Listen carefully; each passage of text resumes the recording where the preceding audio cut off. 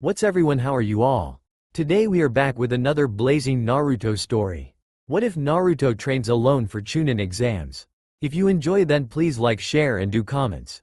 And also check the description to original creator of this beautiful creation.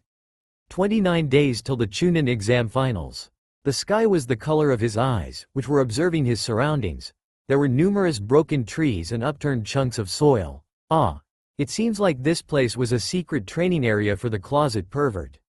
He dug his feet into the soil, which was soft and pliable, not suitable for a typical training area. Eyes closed, he took a deep breath, letting his awareness fall for a few moments. He enjoyed the birds' songs simply for the beauty of the songs, and not the hanged ninja, biding his time in the shadows, sharpening his kunai, waiting for the right moment to strike. Eyes snapped open and frantically tried to sense foreign chakra signatures. Nothing, no one is there. It's okay, force the heart rate down and take deep breaths. That's why he hates being bored. Only in Konoha does his paranoia rise up to the height of the Hokage mountain if he ever contemplates on life, and friends, and past fights, trivial stuff. Looks around nervously, his paranoia comes at the most random moments, and when it hits, it hurts. There are ways to prevent this from happening. He needs to be busy, and he can't ever not be. The brain always needs to work on something, looking for something, thinking things through, making strategies and plans, creating scenarios, memorizing scrolls, or else he'll start imaging those mysterious figures in the corners of his sight with red eyes observing him silently. He pivots on his foot and spun around. Who's there? His voice directed towards the shadow of the trees before he could stop himself. Only birds chirping. Damn it, he let it get to him. A hand rake swept across his hair. He refuses to try and stop his panic attacks from getting into him. What if he's hanging out with Team 7 intra-village missions and it comes? He needs to get used to it and suppress it. He can endure. If he can endure all of life's poisons, he can endure this. Where the hell was the closet pervert? Yesterday, his sensei took him to a pond near the abandoned Uchiha clan district so he could practice his once again horrible chakra control. Stupid Ebisu sensei had observed him silently for a full 5 hours, just standing there, face unreadable and his eyes hidden behind his dark glasses, as he failed, again and again, to walk on water, before deciding to ask why he hadn't improved his chakra control over the months, which were about as good as a first-year academy student's, since he was a genin. Well, fuck you and your goddamn mother, hubby Teme. That was yesterday, now was today, and closet pervert was late. Which was weird because the guy acted like there was a foot-long stick shoved up his ass and that not following the schedule was blasphemy. He worshipped his timetable and probably has an altar or shrine dedicated to the point of being prompt in his bedroom. Just how did Konohamaru tolerate his teacher? Oh right, the Gaki didn't, and showed his impatience by constantly putting poor Ebisu sensei under the Oiro no Jutsu.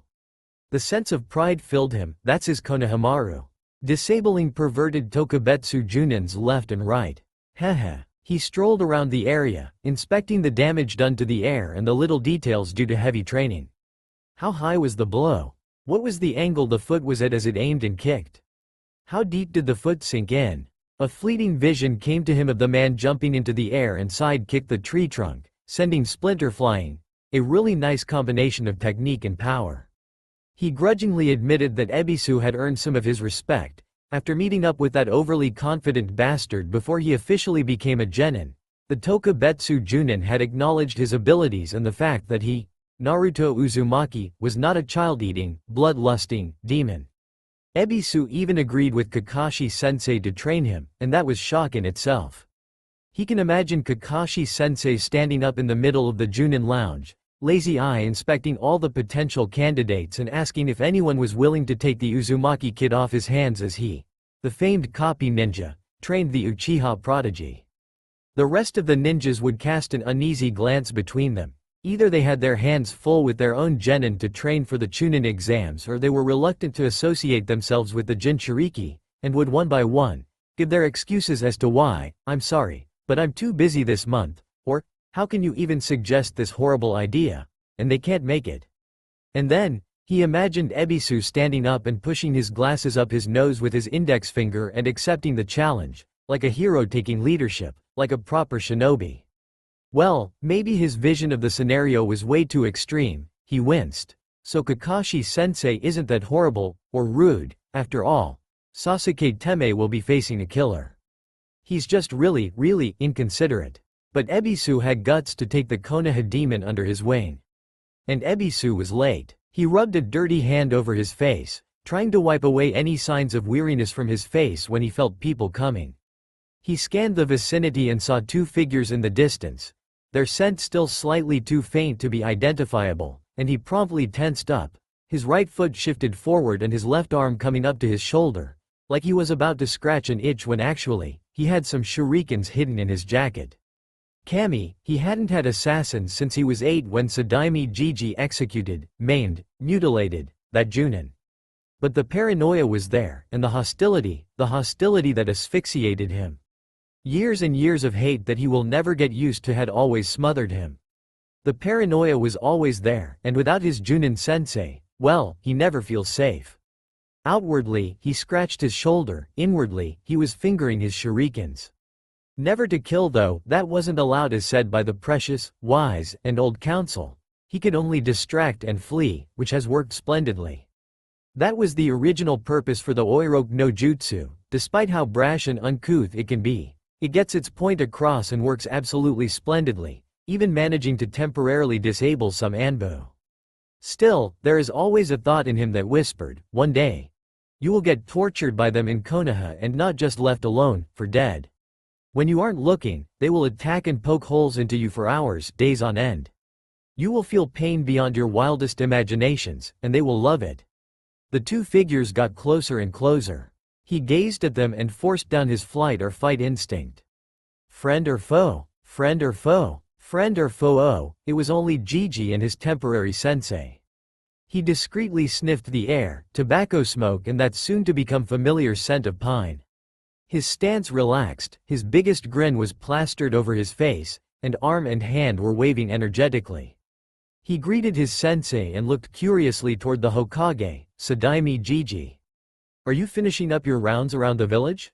The old man smiled warmly and waved back. Naruto-kun, I'm here to observe your training for the Chunin exams since Ebisu told me about your problem. Naruto shifted his gaze to the sunglasses-wearing man who made an HMPH noise and said no more. He gave a foxy grin, so closet pervert was pretty worried about his progress. Naruto-kun, he shifted his attention back to his grandfatherly figure, which was smoking on his pipe and mulling over an assessment. What did Orochimaru specifically do to you? Jacket wrapped around his lower hips, he lifted up his black t-shirt, revealing the most intricate seal design ever in all of the 5 shinobi nations. Even Ebisu-sensei couldn't help but look interested. He watched the Hokage stare at his stomach and shifted his weight nervously. You can fix it, right? It would be really bad if there was no way. He might have to start from scratch and redevelop his chakra control. Ah, a 5-point seal over the 8-point seal. The Kage took a deep breath and lifted his right hand. All of his fingers had glowing blue characters on each tip. Metal, wood, fire, water and earth, Go-Gyokaian. He yelled as he slammed his hand onto the seal. His breath escaped him, and he was thrown a couple meters back by the sheer power of the anti-sealing method. He skidded to a stop, jumped back to his feet and assessed the damage. That skin was feeling tender right now, but no matter, it would disappear quickly thanks to the Kitsune's chakra. He closed his eyes and concentrated. Yes, his chakra was closer to him now. He heard them two converse. Jiji didn't bother lowering his voice, knowing that he would hear anyways with his sensitive ears, should be fine, though he won't be able to manipulate elemental chakra until a few days after the finals. You can restart his training immediately. The elder man walked away in a flurry of robes after the younger bowed respectfully and thanks. Unfortunately, nobody ever talked to him about proper respect when he was little. Arigato Sadaime Jiji, he yelled. After that, chakra exercises were a piece of cake. Walking on water? No sweat. Sparring with Ebisu-sensei on water? Easy. It was only a matter of time before his chakra control was perfected and honed as sharp as an Anbu's katana. Or so he hopes. Ebisu upped his training. 27 days till the Chunin exam finals. Ebisu's way of teaching was entirely unconventional, he realized. Normal Junins would teach their genin students their own jutsus or the village jutsus and simply leave their legacy, so to speak, to the younger generation. Other genins learned secret jutsus passed down through their family line. What Ebisu did was teach him the special moves for only taijutsus, how to kick and punch properly, and gave him hints on how to shift from position to position. Try and place the foot you're standing to point inwards before you do a back kick for more momentum. It was a, here are the basics, now I'm going to step back and watch you and help you adjust, type of mentoring. There was no characteristic fighting style like fuzzy eyebrows, strong fist, or the Hyuga's Jukin, which was good, he supposed, because he felt like copying other people's hard work is cheating to a degree. That's why he disliked Sasuke and his Sharingan that can copy any jutsu that another ninja had worked so hard on creating. A true ninja perfects and masters everything he utilizes at his knowledge, but not the Uchiha. The Sharingan steals techniques, and Sasuke seemed to have no problem taking techniques even from his own leaf comrades. Exhibit A would be Sasuke's bastardized version of the Omet Renge called Shishi Renden. Teme. Such a way of teaching that Ebisu has had left so many choices to choose from. Every style has the same base, but it was up to him to choose which way to go. The realization of this certain freedom made him grin widely. Try different ways and find one that suits you, not a problem. He kissed the ground after the man did a sweeping kick that caused him to lose his balance. Get back up, dust the legs, what he needs is a strong core and a center balance. That means more push-ups and sit-ups at night. The fight resumed, teeth clenched, limbs flew. The bandana-wearing shinobi was not trying his hardest. They both knew that, as evident by the smirk on his face. He'll just have to try harder. Deciding to try something new, he aimed a flying side kick toward his sparring partner. He landed a hit, but a second later found himself on his back staring up at the sun. A black figure appeared in his vision and blocked the sun, casting a black shadow. Your rate of improvement is astounding. The shadow said, a hint of a smile tugging at the corner of his lips. Blue eyes blinked in surprise. The closet pervert never ever compliments his students, as in truly compliments them, according to Konohamaru. Apparently, he believed that being modest, humble, and determined was the way to truly become better, and that a big head full of hot air would only impede on one's abilities. He inwardly snorted, he would never become arrogant of his skills, and years of enduring abuse had changed his mindset, making conceitedness as impossible as Kakashi burning all his Icha Icha Paradaisu books. No, there was no way he can ever become what Ebisu feared. A hand grasped his wrist and he was pulled to his feet. Sensei pushed his glasses up his nose. Unfortunately, you need to use common sense when switching stances and forms. This time, you did not have to worry about overextending or being off balance, but thinking ahead of your opponent. His head cocked to his right and thought, what? Don't jump in the air so high. When you attack, aim and finish quickly. Don't be open to any attack and don't waste energy.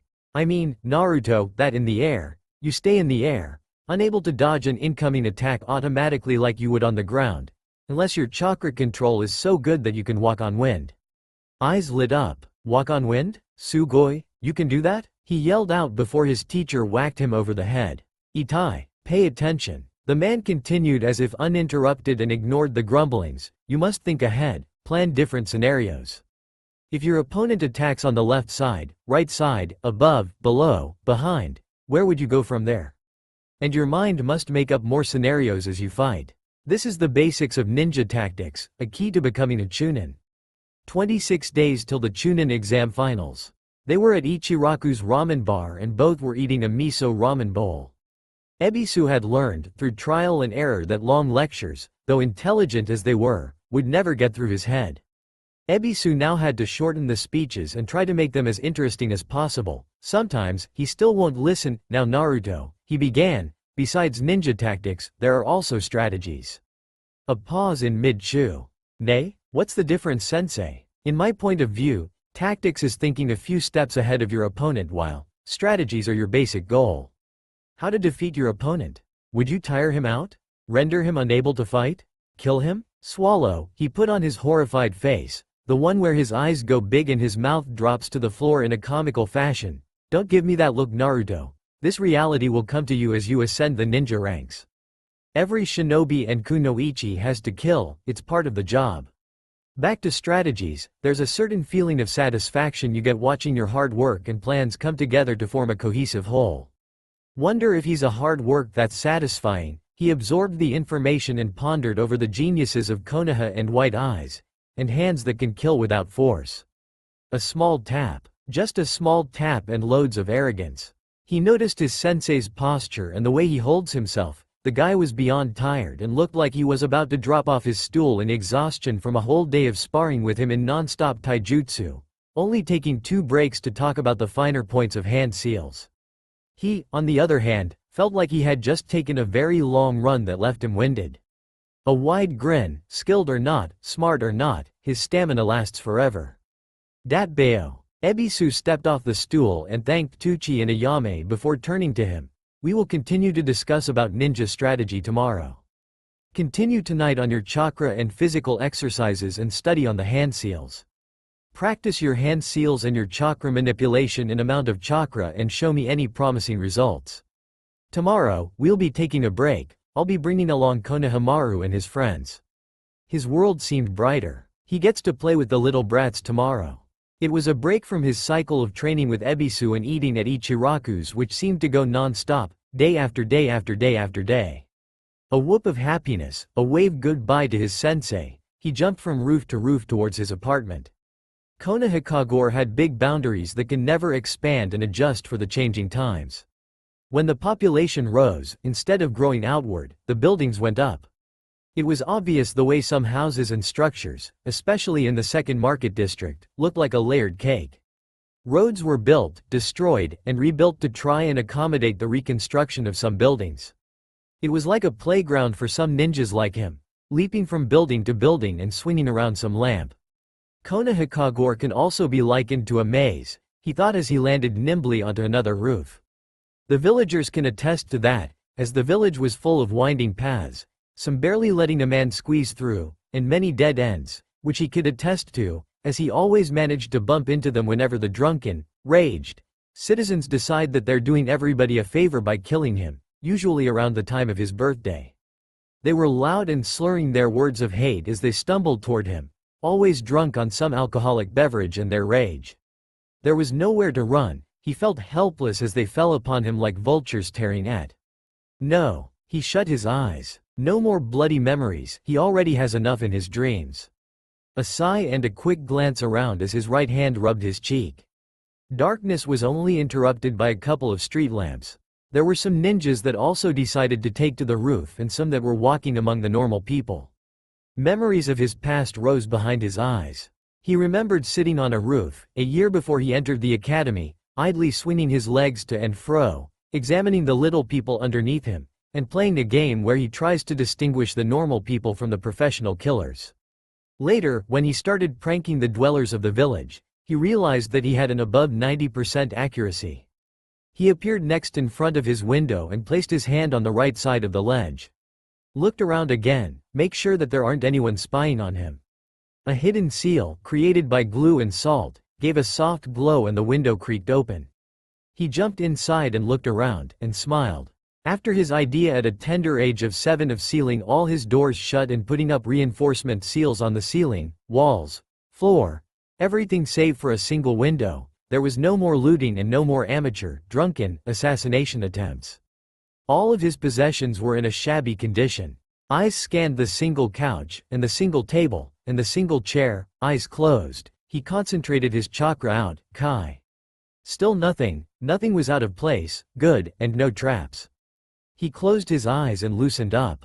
Shoes always come off first, weapons always come off last, but his jacket, along with the hidden shurikens, never leaves his body.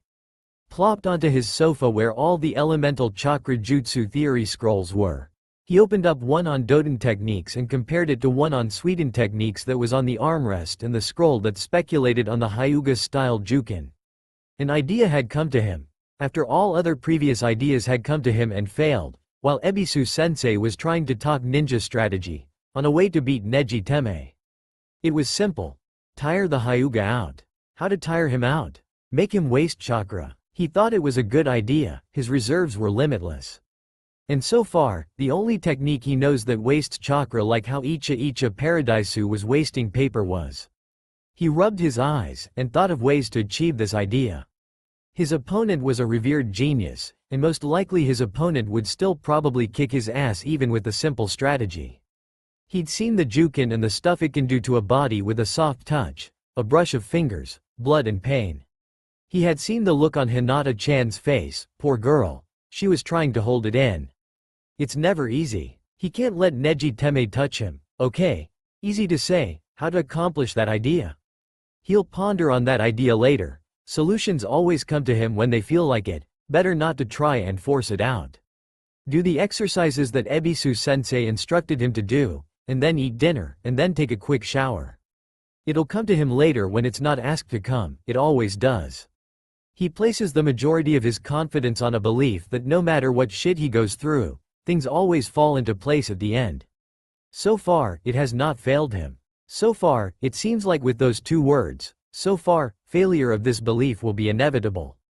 Apprehensively, he dug a hand into his jacket pocket, and took out a small ball that was the size of an eyeball. He concentrated his chakra into it, woolen thin blanket of illusion to surround the ball, making it glow in the semi-darkness. He stared at the little ball, wondering whether he should grow the ball back into its original size. The ball emits a purple color, the combination of bright blue and evil red. The touch of the cool item to his skin calms him down considerably. Slowly bringing it to his lips, he feels himself drifting to sleep. He'll continue with his routine after a quick nap. 25 days till the Chunin exam finals. He looked down at the young girl staring defiantly up at him. Hanabi-chan, it's the Chunin exams, I won't allow you to be punished by your clan elders. I'm sorry, but you can't spar with me.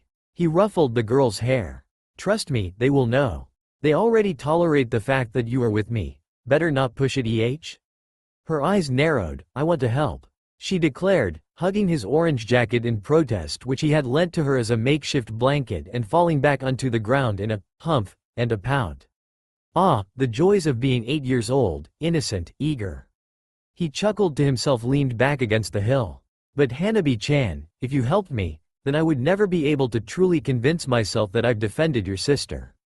Your sense of honor is weird, Naruto-kun. Ni-san is being weird again, Hanabi-chan. Don't worry about it, he always pull though at the end. Sarutobi Konohamaru agreed from his spot to the right of the young Hyuga. Ah, that was such a touching declaration. Ebisu-sensei told us about the preliminaries. He wrinkled his nose. Hanabi, your cousin has some sort of big, huge, grudge on your whole clan. I mean, he almost killed Hinata-san if it wasn't for the Junins. She nodded. I know, she said solemnly, and turning around to bury her head into the jacket. Neji-san is angry about this accident where his dad had to be sacrificed for the sake of the clan. I don't know the details, but I think it had something to do with a Kumo ninja kidnapping Oni-san some years ago. Both he and Konohamaru raised an eyebrow. That would explain some things. The Hyuga clan is well known for their ruthlessness in fight, and I know that the elders will get mad. She pouted again, but I want to help Naruto-kun. The clan is well known for their stubbornness too. He examined some strands of his yellow hair in boredom. Hand reached over to ruffle her hair again, and she glared at him. He sighed and stretched out his limbs, feeling some pops in his shoulders, and scanned the training grounds, spotting Ebisu-sensei helping Moegi and Udon use chakra to walk up a tree. Konohamaru did not join them, having already mastered the technique with his grandpa. It was just after lunch when the Tokubetsu Junin suggested an hour-long break for him before they restart their training on taijutsu. Not being able to learn how to manipulate elemental chakra really blows, he grumbled to himself. All that was left was jutsus that used pure chakra manipulation and taijutsu, both of which he was severely lacking in, even in the basics. Ebisu-sensei had taken him aside one day and told him to just forget about genjutsus for now. He confided back to the man that he can control illusions without chakra. But it was a resting phase now, and he could now direct his attention to all the stuff most people take for granted. He admired the way the dark shade of blue of the sky contrasted against the different shapes of clouds that were painted across it, all which ranged from pure white to dark gray. He took a deep breath and let it out slowly. The air smelled fresh. It felt like a lazy day. Don't think about training for now. Don't think about training for now. Enjoy life. Enjoy life even if you never had much to begin with. Someone gently shook his shoulder and he startled. He saw sunglasses and with some disbelief, realized that he had taken a small nap. Ebisu looked down on him. Naruto? Break time's over, let's continue our training, shall we? If he didn't have a life to begin with, he was building up one now. A warm feeling filled his stomach as he realized that he rather enjoyed his new life, with Konohamaru, and Moegi-chan, and Udon-kun, and Hanabi-chan, and Ebisu-sensei. 22 days till the Chunin exam finals. The Sadaimi has been a constant in his life, always there whenever he is needed, no matter how high the paperwork load gets.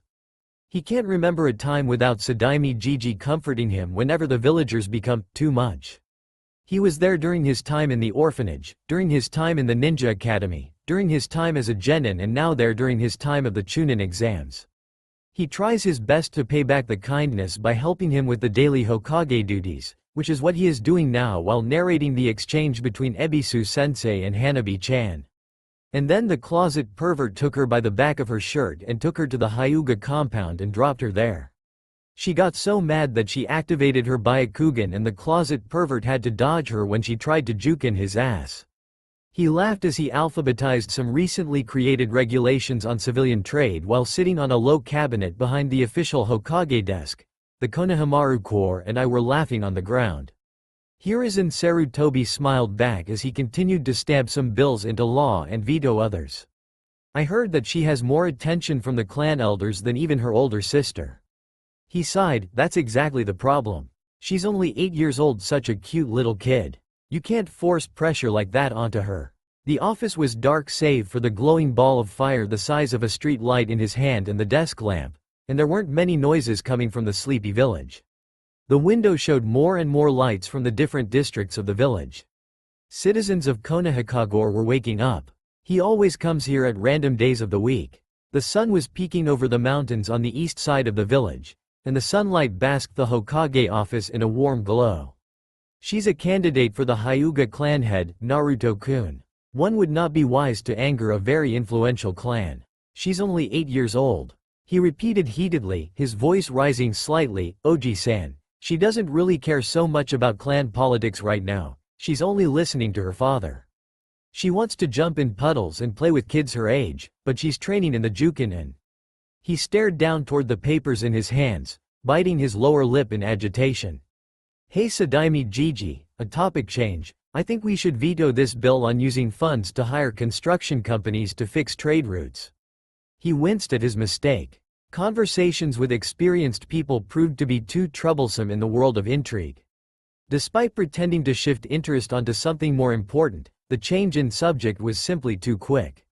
The Hokage gave him a knowing look but decided to let it go and pondered the decision.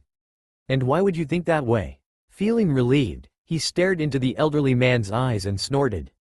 Figures that the Sadaimi was just testing him on village decisions. Because we still have a federal debt and are in danger of a trade deficit, since the council was wary of Suna and their case cage and decided to put a tax on all imports, leading a low.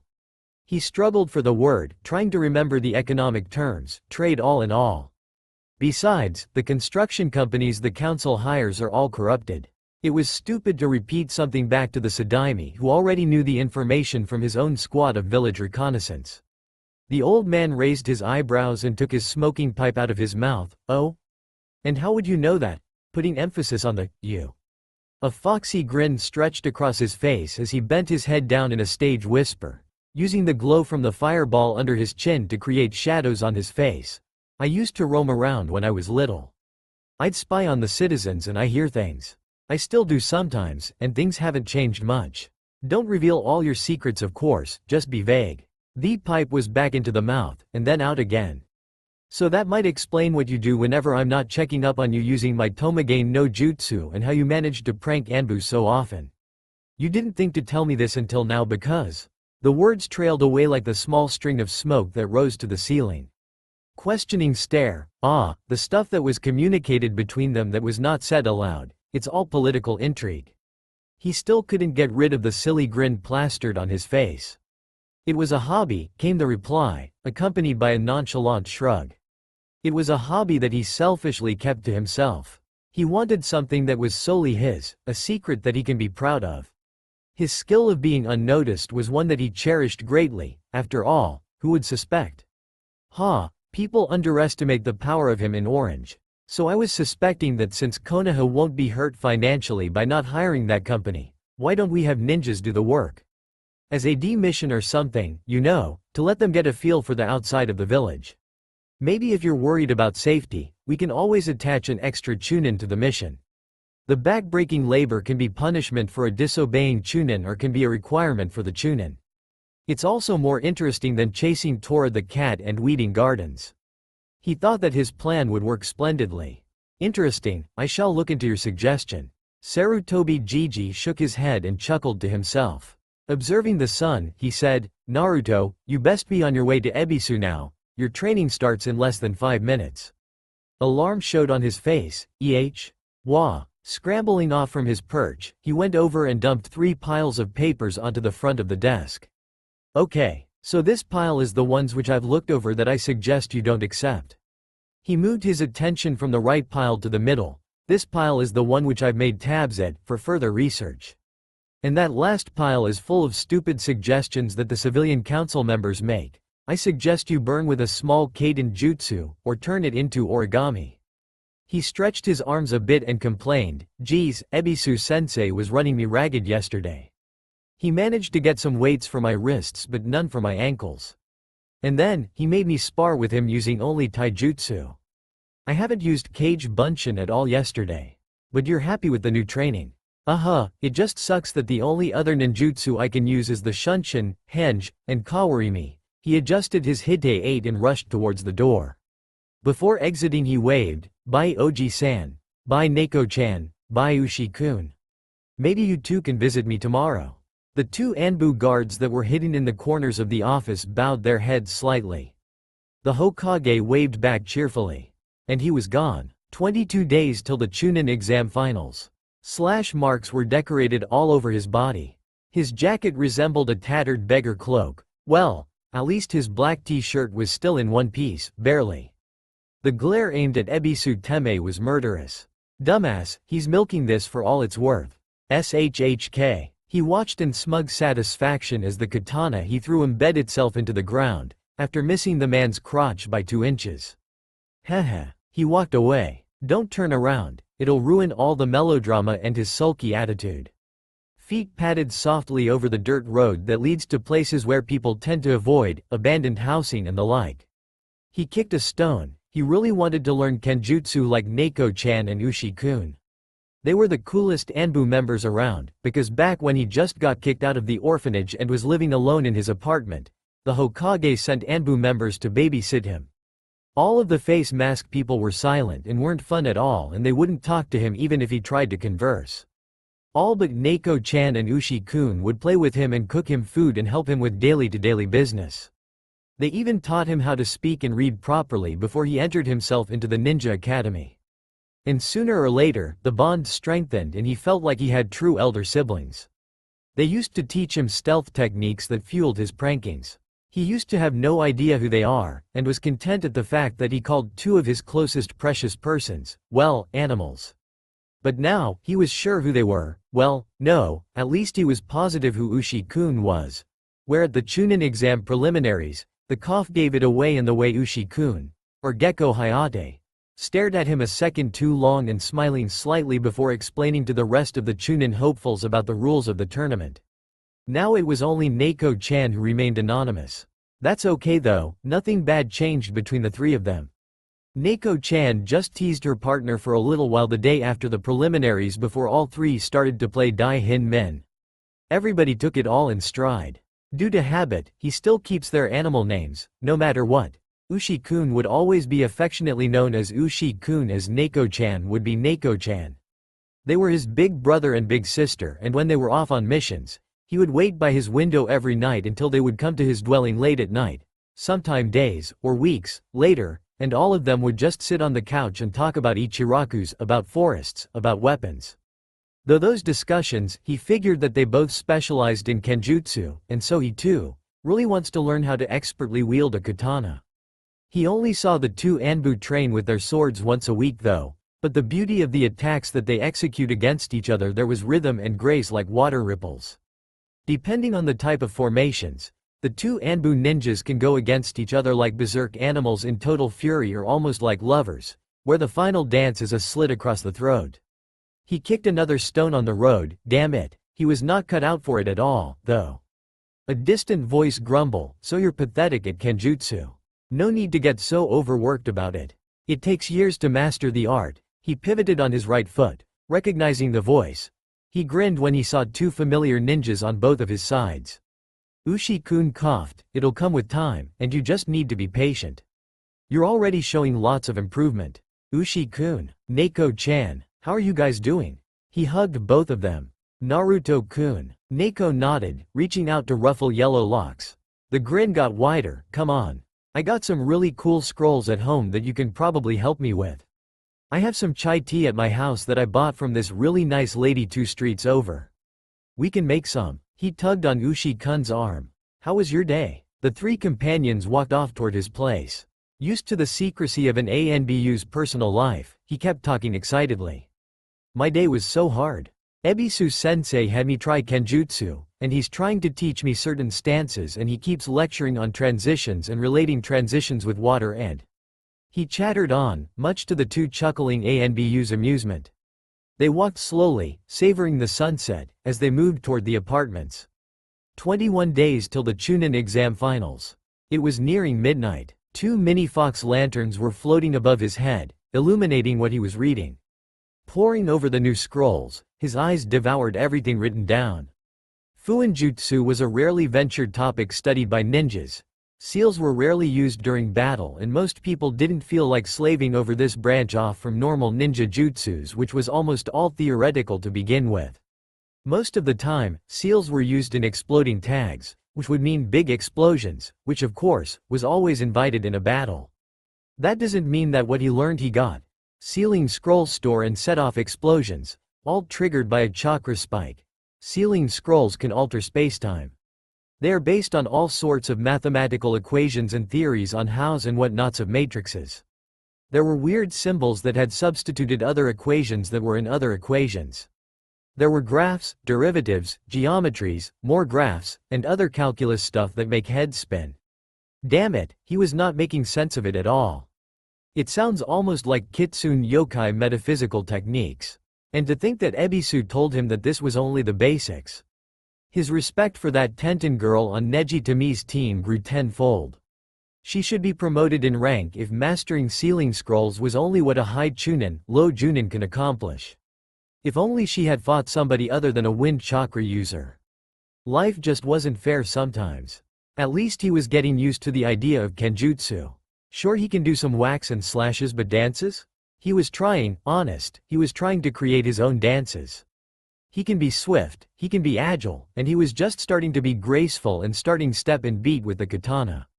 A katana is an extension of your body, Naruto, he muttered, imitating his sensei's voice. It's imperative that you feel that katana with you. Be fluidity, be grace, speed alone is not the answer. Ushi-kun would also try and add in some tidbits, but he could tell that the Anbu was also very amused by his awkward movements, and he was trying to hide his laugh under his coughs. Neko-chan just wouldn't stop shaking silently, and somehow, that makes him want to yell in irritation. Sword dances were a combination of illusions, tricks of the mind, and fluidity, filled with deadly attacks. He looked up from the scrolls that he was staring through. What if he added his fire and wind elements to his dances? He scratched his cheek in thought and shook his head after a minute. No point in getting off task. Back to reading. Seals piqued his interest. Having a sealed scroll instead of lugging around camping equipment sounded very nice. He wondered if one can seal, instead of a potential explosion, but a jutsu, into a tag. That'll be awesome, he snickered. Think of all the pranks that he can try with the new techniques. He imagined himself throwing out 2 mini tags, and having his enemies duck and dodge, thinking that it's a series of explosions. And then, Suiden. Suiryuden no Jutsu. Rai Bunshin no Jutsu. And watch the magic as water conducts electricity. Pretty. With a flick of a wrist, he brought a fox lantern in front of him to look more carefully at the seal design. Uzumaki, a spiral, one that spins off into nothingness. It was as much practical as it was symbolic. The eyes are automatically drawn toward the center of the spiral, and it's hard to look elsewhere. It is the same for a seal. The spiral is used to trap an object, or a demon per se, into a separate space within the region between chakra and metaphysical realm. For the Yondaime to achieve this, it's incredible. 20 days till the Chunin exam finals. It was dark. A young blonde boy was tossing and turning on his bed. Whimpers escaped between his lips. He was crying. He dreamed nightmares of people he didn't know being torn, ripped, and chewed into.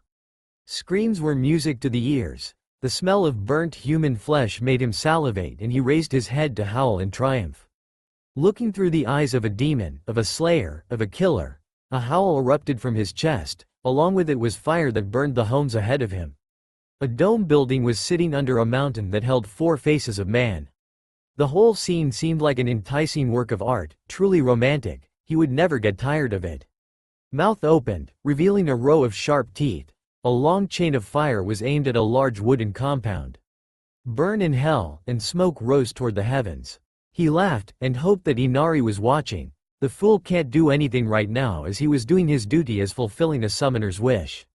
He was going to Konoha to wreak destruction. He was pure chakra and fire. No one can stop a mighty being such as him. He was Kyuubi. The dream shifted. The humans under him were people that he, as a person, recognized from the day-to-day happenings. He saw them every day, and they watch him now with frightened gazes, with a hint of betrayal. They all scream silently, "How can you do this to me? How? Suck it up." The bloodlust is clouding his mind as the voice in his head commands him to kill the pitiful ninjas were trying to stop him. He only viewed them as fleas. 9 tails fanned out behind him, a show that he was at the height of his power, each tail disrupting nature, creating firestorms, creating earthquakes, creating tsunamis. Crush everybody and everything till the village is destroyed, leaving only the flattened roads and rubble, and enjoy it. It smells beautiful. His soul splits. One is convincing the other half that this was meant to happen. "We," he said, "are serving the destiny and fate that rule this village." The other is shaking his head, powerless to stop his path of chaos, powerless to stop staring. Eyes glued to the screen, the pictures, sounds, scent, taste, and touch were embedded into his memory. The right half says, "Why are you denying your pleasure? Let it go and enjoy. It is what demons do." The left half denies claims of being a demon. "We are human, we do not enjoy murder." The right half gets angry. "I will make sure to kill everyone you care about," he threatens. "I will kill, and eat, and drink them in front of you and your open eyes." "No." The right half screams a scream that shatters glass. "Insolence. You will obey me. I am the great Kyuubi, I demand submission." It hurts the ears. His eyes turn from blue to purple to blood red. And the red eyes are coming to kill. The realm breaks, and he wakes up in cold sweat. He finds himself in his bed, with entangled covers, breathing heavily, pulse beating madly. He calms himself and reaches over to his nightstand where 2 bottles stood, one with blue pills and one with white. He pops a bottle and swallows 3 white pills, no water, and he coughs. Outside, it's dark as dark can be. He closes his eyes, nobody wakes up. It's so peaceful during the night. Back to sleep, back to the dreams, and hopefully, maybe, they'll be better this time around. He can't keep living like this. 18 days till the Chunin exam finals. Clack. There was a hill. On that hill were 3 kids. The heir of the Nara clan stared at his opponent. How the hell? He heard from his opponent, who just sat there, gaping at the play in front of him. A tick mark began to form. "You cheated. How the hell could you do that?" A yell as he pointed toward the boy across from him. "Naruto-kun," Hanabi piped up from behind him, chin resting on head, "don't be angry. It's not his fault that you can't play decent shogi." He ran his hands over his hair and pinched the girl's cheek. "Yeah, you little brat? You want to say that again? MMMPH. She managed to stick out her tongue at him. Shikamaru closed his eyes and crossed his arms. "Mendokus," he muttered. "Just make your move, Naruto." Teeth nibbled on the lower lip as blue eyes narrowed in thought. What to do? What to do? Ebisu-sensei told him to use tactics and strategy. This can be applied to shogi, right? Observe the board and analyze every single possible move. Damn, he scratched the back of his head. He could barely sit still now. He looked up. Shikamaru was observing him again, but he didn't want to meet dark brown eyes though. Honest to Kami, he had no idea why the shadow user suddenly saw it fit, 3 days ago, to come up to him during lunch and invite him to play shogi. He would have thought that the Nara wouldn't even bother him after the Chunin exam preliminaries simply because he was too bothersome, but apparently not. He wasn't exactly sure what prompted the other boy's new friendship, but a part of him was happy to be hanging out with somebody from his graduating class. But what if narrow blue eyes met brown? The possibility can't be ruled out. After all, the guy in front of him was a genius, right? He might have figured out that something was off about him, but from what case? Was he just a curiosity to the shadow user? Or did the Nara suspect that somehow, the Kyuubi was involved? It wouldn't be hard for someone like Shikamaru to just make the connection between the day of the attack and his birthday. Hanabi shifted against his back. Eyes flickered downward. Oh right, the game. Blue eyes glanced back up. He can only hope that if the Nara finds out, or if he had already found out, that he would accept him for who he was, a human, not a demon, and that he would keep the secret safe and not tell anybody. Does he trust the boy? Trust, such a simple word. A deep breath. Well, there isn't much of a choice. Turn attention back to the game. A grin appeared on his face, slightly distorting his whisker marks as his hand came forward and moved his knight to capture the rook. Clack. Well, what you think about that, Shika-kun? He bragged. The other genin's eyebrows rose ever so slowly in surprise. Oh goody, that has to be compliment, and his heart swelled up. Very good, the dark-haired genin muttered, but then, a smirk appeared on his lips. A double take. Well, his smirk almost resembles that of the Uchiha. Almost, thank God, it wasn't arrogance that was shown through the smirk, but a confidence of one that was in one's own element.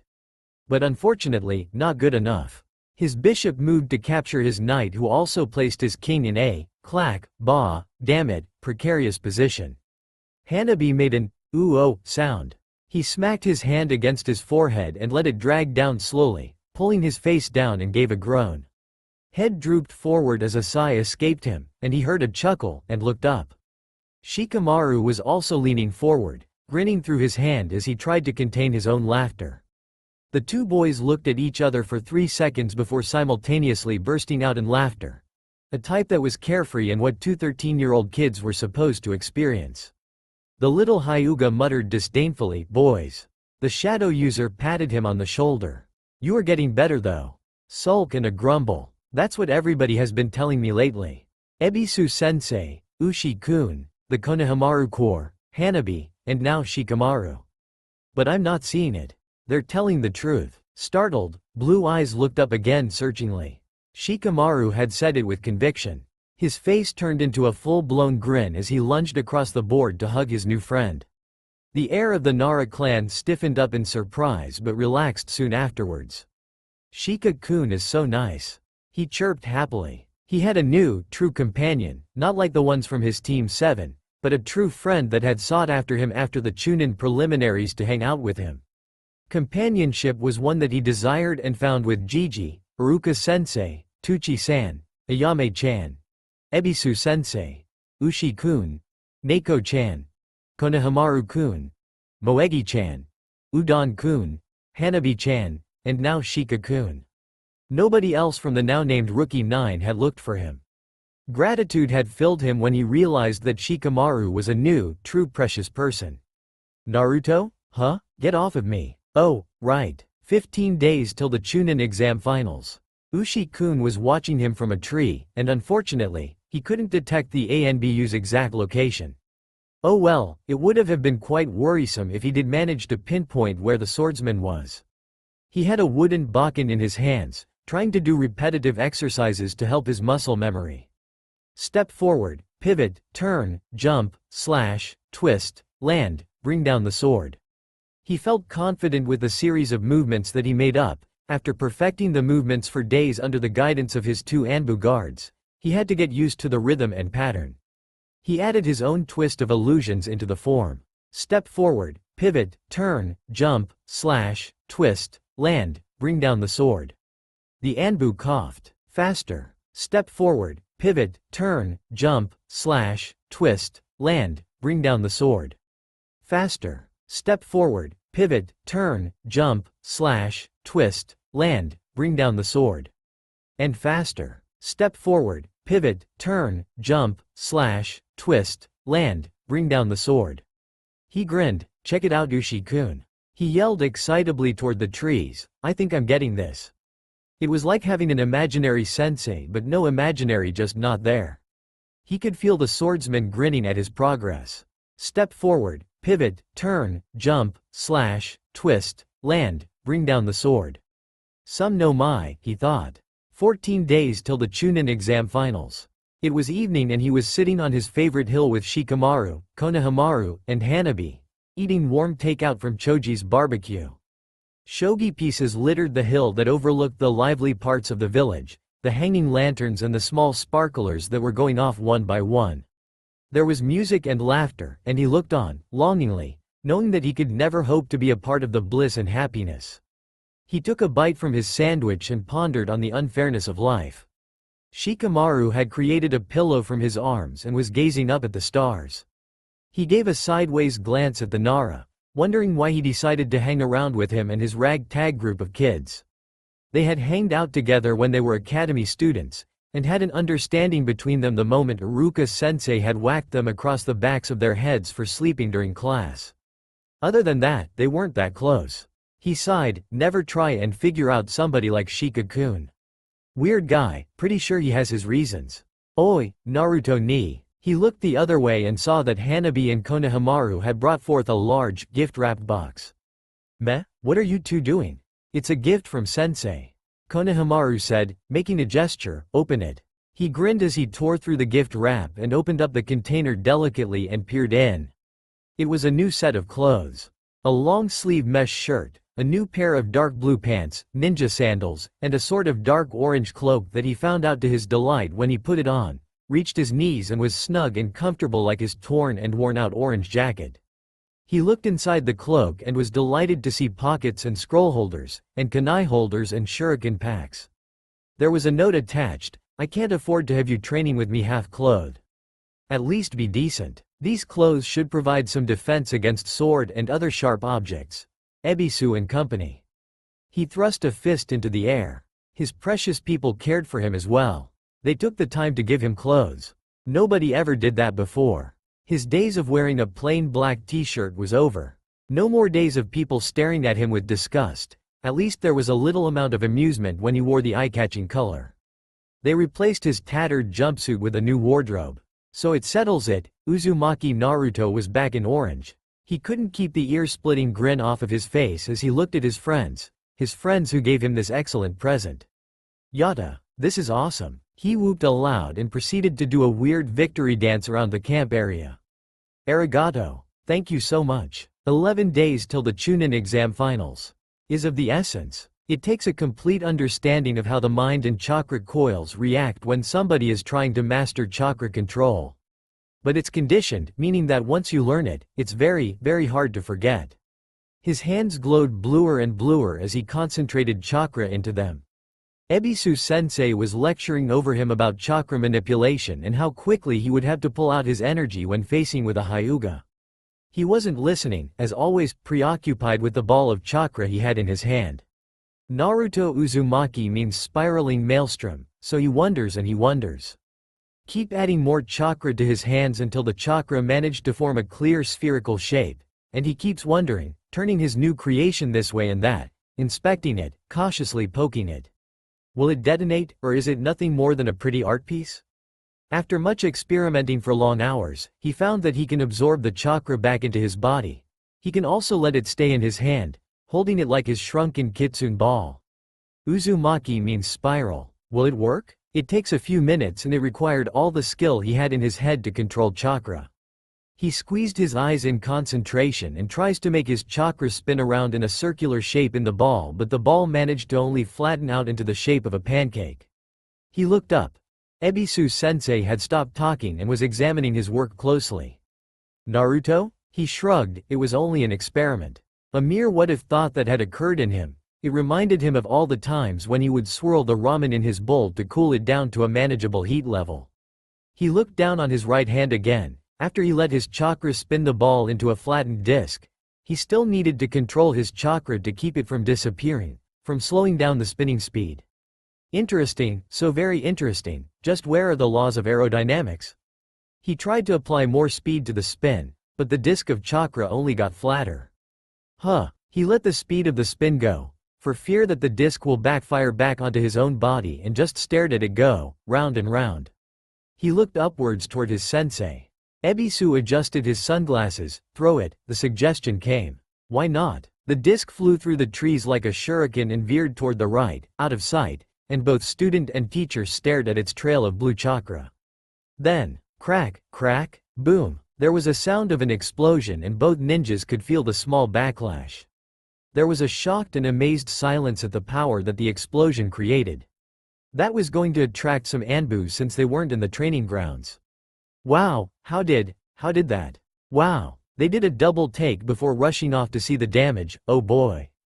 They followed the faint trail of visible, blue chakra that had swung off to the side. They turned around the corner and stared. Mother of all chakra, he let out an appreciated whistle, seeing the 3 destroyed trees, all in a line, each felled at the supposed path where the chakra disc the size of his palm. There was a brown road where the splinters were gathered. A leaf flew past his face.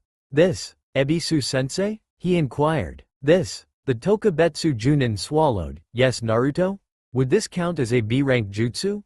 Although keeping his voice tone innocent, he rubbed his hands together gleefully. This was going to be so cool.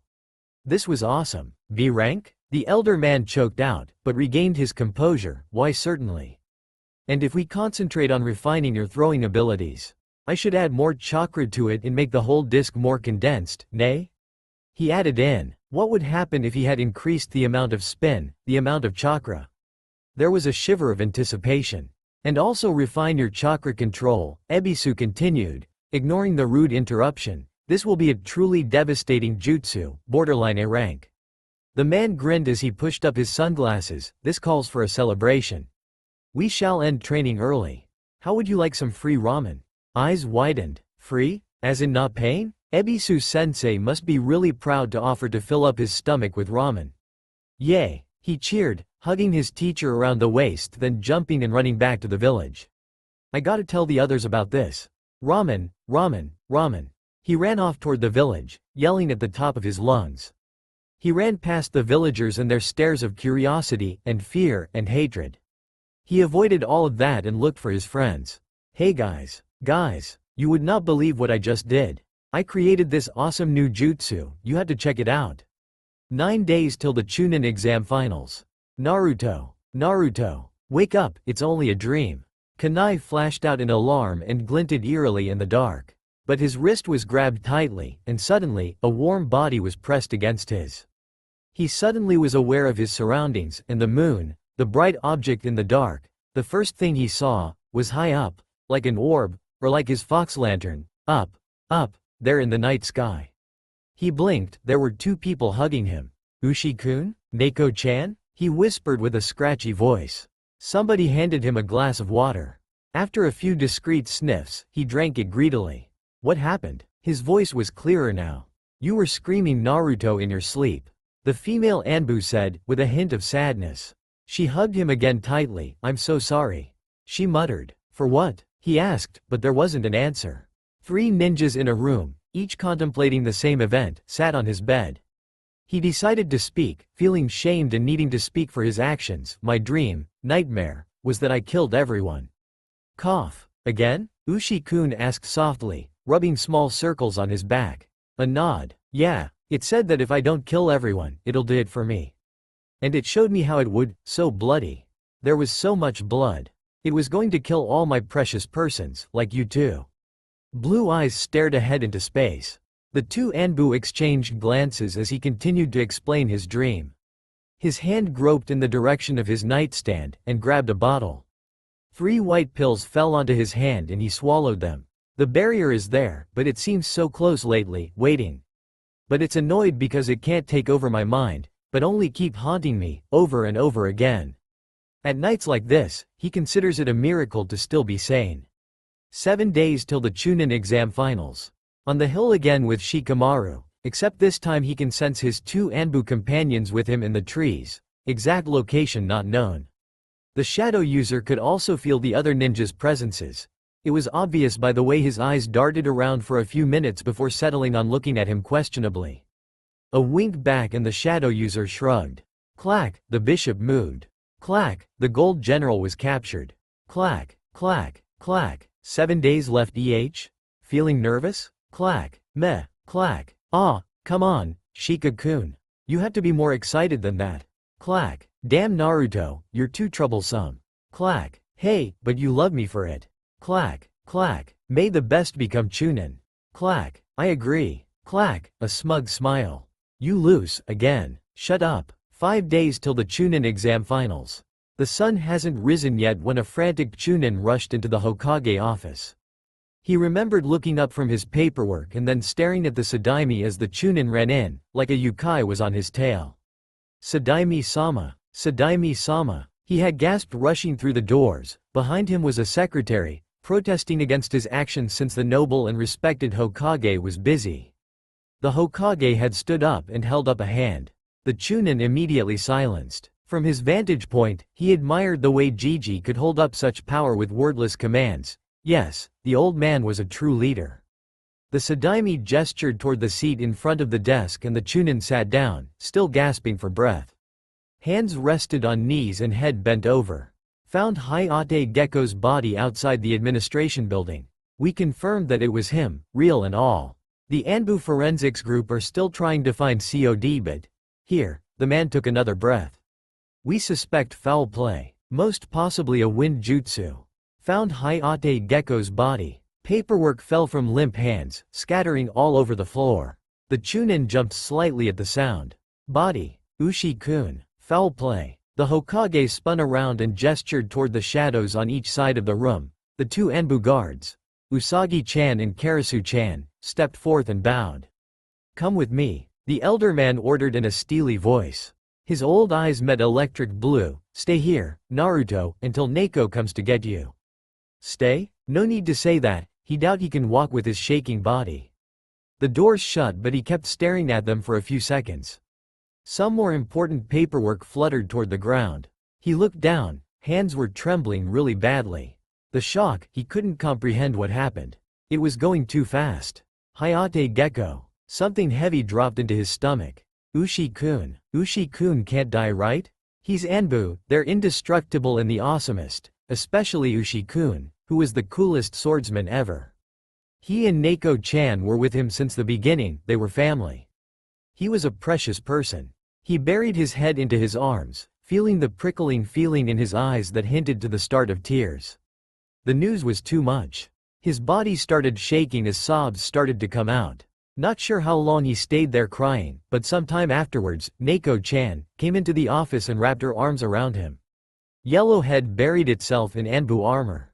Racking sobs came out. The two of them sat there in the comfort of shadows until the sun rose up. It was to be one of the most beautiful sunrises ever, one that was filled with oranges and red that blanketed the entire sky, but they didn't notice. Hayate Gecko, Ushi-kun, dead? His fondest memory of the swordsman was on a winter night when he was 8. His heater had shut down due to an accident that his landlord forgot to fix. The night had been cold, even in a place in the south like Konoha, there could be bitter, unforgiving winds. On that day, a freak storm came in alongside a cold front coming directly from the north. The temperature was below freezing that night, well below any temperature that any Konoha citizen was used to, and there was only ice and snow. Covered under a ratty blanket, hands rubbed together in a futile attempt to bring back some heat with friction and toes kept moving for fear that they might just simply turn blue and fall off. He had no thick clothing except for a meager sweater and some pants. Of course, he had worn all the clothes that he had, layer upon layer, trying to stay warm, but even that was not enough. The lights had gone out and he had no candles. The darkness in his house simply gave the cold a visual form, black and blue. A shiver ran down the shoulder, and he could begin to see his own breath when he exhaled, and he laughed bitterly, imagining what would happen tomorrow in the morning when Oji-san makes his daily visits to ensure his safety but came upon his blue body, frozen like a popsicle. Fantasies of the villagers suddenly rush up to his dead body in tears, begging for forgiveness and sobbing, "Oh Naruto, if only we hadn't been so cruel, fate would have never seen it to be proper to take you away from us. We have seen the error of our ways. Oh Naruto, what can we do to win your favor?" But it'll be too late, and they would give him an honorable funeral and he would be called a hero for enduring their cruelty and his name would be remembered and his story would be told to little children to give them hope and inspiration. That you must never give up. Because that is the Uzumaki way. Who in the world was he kidding? They probably would dance on his grave, if he was allowed to have one. They probably crucify his body and put up for show in a sick idea of justice until his body rots. He laughed bitterly. No 8-year-old should be as bitter as he. What did he do to deserve this?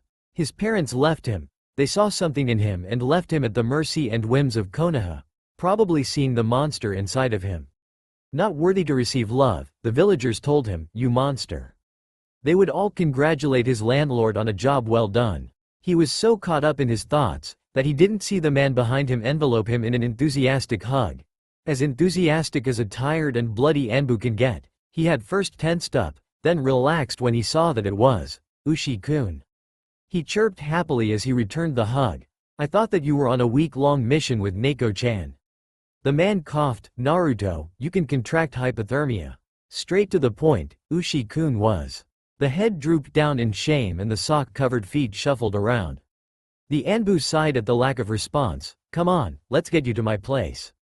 I'm sure Neko would be happy to see you." Blue eyes lit up in delight and arms covered in sleeves raised up in a silent plea to be carried.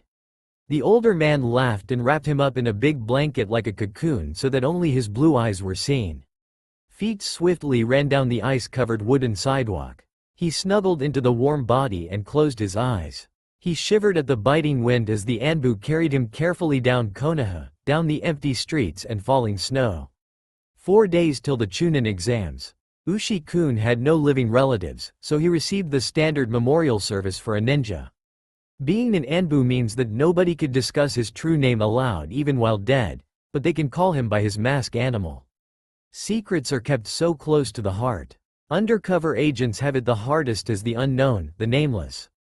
Ebisu-sensei had given him the day off. The funeral was small, too small for an honorable person like Hayate Gecko. There was someone playing the shakuhachi, letting haunting, soft music rise into the winds. Slow and steady notes flew by, like the people commemorating Ushi-kun. He won't listen. He can't listen to them, they who don't even know the true person. A sniff and a grimace. Myrrh incense, too strong for his sensitive nose. Head bowed low, he fingered his white kimono, ignoring the inquiring stares. "Why is the Jinchuriki here?" Thanked Kami-sama for allowing him to stay in this funeral. Thanked the Anbu for not driving him out. Eyes looked up to watch the sky.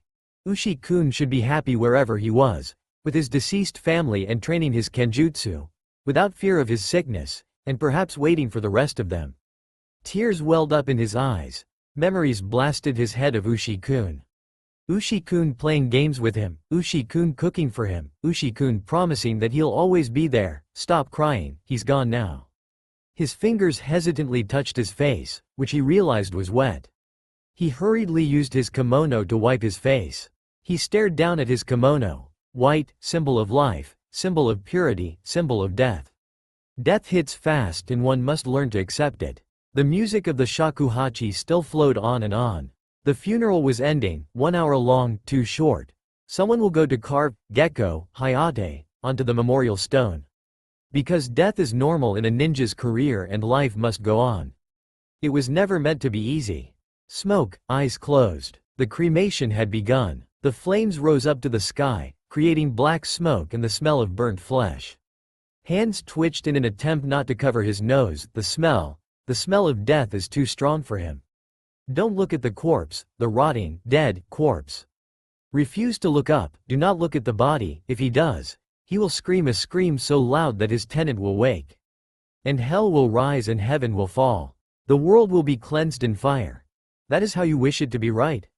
Right? Just kill them all. He shook himself violently out of his thoughts and growled inwardly, mentally kicking the ground and berating himself for almost losing himself in his thoughts. In the Kyuubi's thoughts, that is. Should have known better. Of course the Yukai would try to take advantage of his state. Cleansed in fire, he mused. Would you like that, Ushi-kun? Hayate Gecko? It will be a suitable funeral. 5 days till the Chunin exam finals. He had seen Ushi-kun's body, marred by a big cut surrounded by small lacerations. A gaping wound in the shape of a sickle, or if he suspected, a toothy smile. There was so much blood. He had sat on the opposite roof, staring unblinking at the scene as shock slowly faded from his mind. Dead, his gaze lingered on the blood pool at the swordman's body. Dead he was. Neko-chan had left to find any other clues, but there was little hope. Some men were creating seals on the body and hands flashed through unknown jutsus. Must work quickly though. The village was still sleeping, and it's best not to have any curious onlookers. It was a surprise to see the Hokage, who rarely goes out of his way to each and every homicide investigation. Then again, this was related to the Chunin exams, in Anbu no less. Specialized or not, it has to be serious business. Ears strained to listen to the forensics conclusion. K's no yeba, I'm sure of it. The Hokage nodded quickly and made a subtle motion with his hand. A soft swirl of wind and leaves, everything disappeared. The Sadaimi, the ninjas, the investigators, the cleaners, the yellow tape, the body, the blood, and was replaced by Neko-chan. The woman looked so alone, so lost in desolation. She wandered around the area in circles, briefly glancing at the places where the blood spatter ought to be. Like a lost puppy whose mother just died, the sight wrenched his heart. But Neko-chan stayed as Neko-chan. The mask was still on as the expressionless cat. The scene was heart-wrenching, but Neko-chan needs time alone. It was early afternoon when he gazed around at the taupe walls of the basement of the Konoha hospital, the mortuary.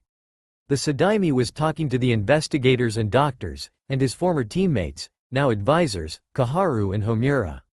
The two elderly people were looking at him with a slight disgust and nothing else. He ignored them. Damn old farts, he shifted on the balls of his feet, unsure of why he was called down. They only needed one person to identify the body. Neko had already, after lunch. He'd known because Neko-chan had thrown it all up after she left the hospital. He hadn't said anything but gave her some green tea, which he heard from Iruka-sensei that it was refreshing, and she looked like she needed something like that. After helping her clean up at the bathroom sink, she gave him a well-kept katana and told him that it belonged to Hayate Gecko and that he was the last of his clan of swordsmen and would therefore want him to keep it. She touched upon the fact that the sword was fireproof and handed it over. When he took the blade out of its sheath, he had heard a hoarse whisper. A good swordsman always keeps well care of his sword. Never let the blade dull and be sure to wipe off all the blood before putting it away. Keep it near you at all times. He had looked up, but nobody was there. Truth be told, the situation popped out of nowhere, but he was thankful for the gift that he honestly does not deserve. Since then, he had taken care to strap the sword securely onto his back. Whether he will learn kenjutsu or not is not the true importance. He wants Konoha no, the whole village to know that the antique and yet deadly sword was an heirloom of the once great Gecko clan. It was all about honor. The dead body smelled of formaldehyde, and a shaky small hand reached out to try and close the eyes. The dead eyes were open, they should be closed, and they should be closed. Sorry Ushi-kun, but your eyes are open. An elderly hand slapped it away. Blue eyes looked up to see Homura glaring. Idiot boy, what do you think you are doing? Do you dare mock the dead? A squinty glare back, but no retort. There was nothing to say, the hand moved on its own. Naruto-kun, Hokage Jiji said, what do you see? A confused look was directed toward the Sadaimi. I see Ushi-kun. His response was rewarded with a sad smile. Do you feel anything unusual about him? Because his COD was ninjutsu, which requires chakra, it's possible for someone unique like you. He understood, another one of Kyuubi's abilities. Just great, just peachy. To give us a hint on who the murderer is, a confirmation. Blue eyes flickered in the dimmed light, once, twice. A confirmation, so the suspects were lined up. Excellent, just hand them bastards over and he'll do things that Ibiki would probably admire. A slow nod, though he has no idea how to do the said procedure.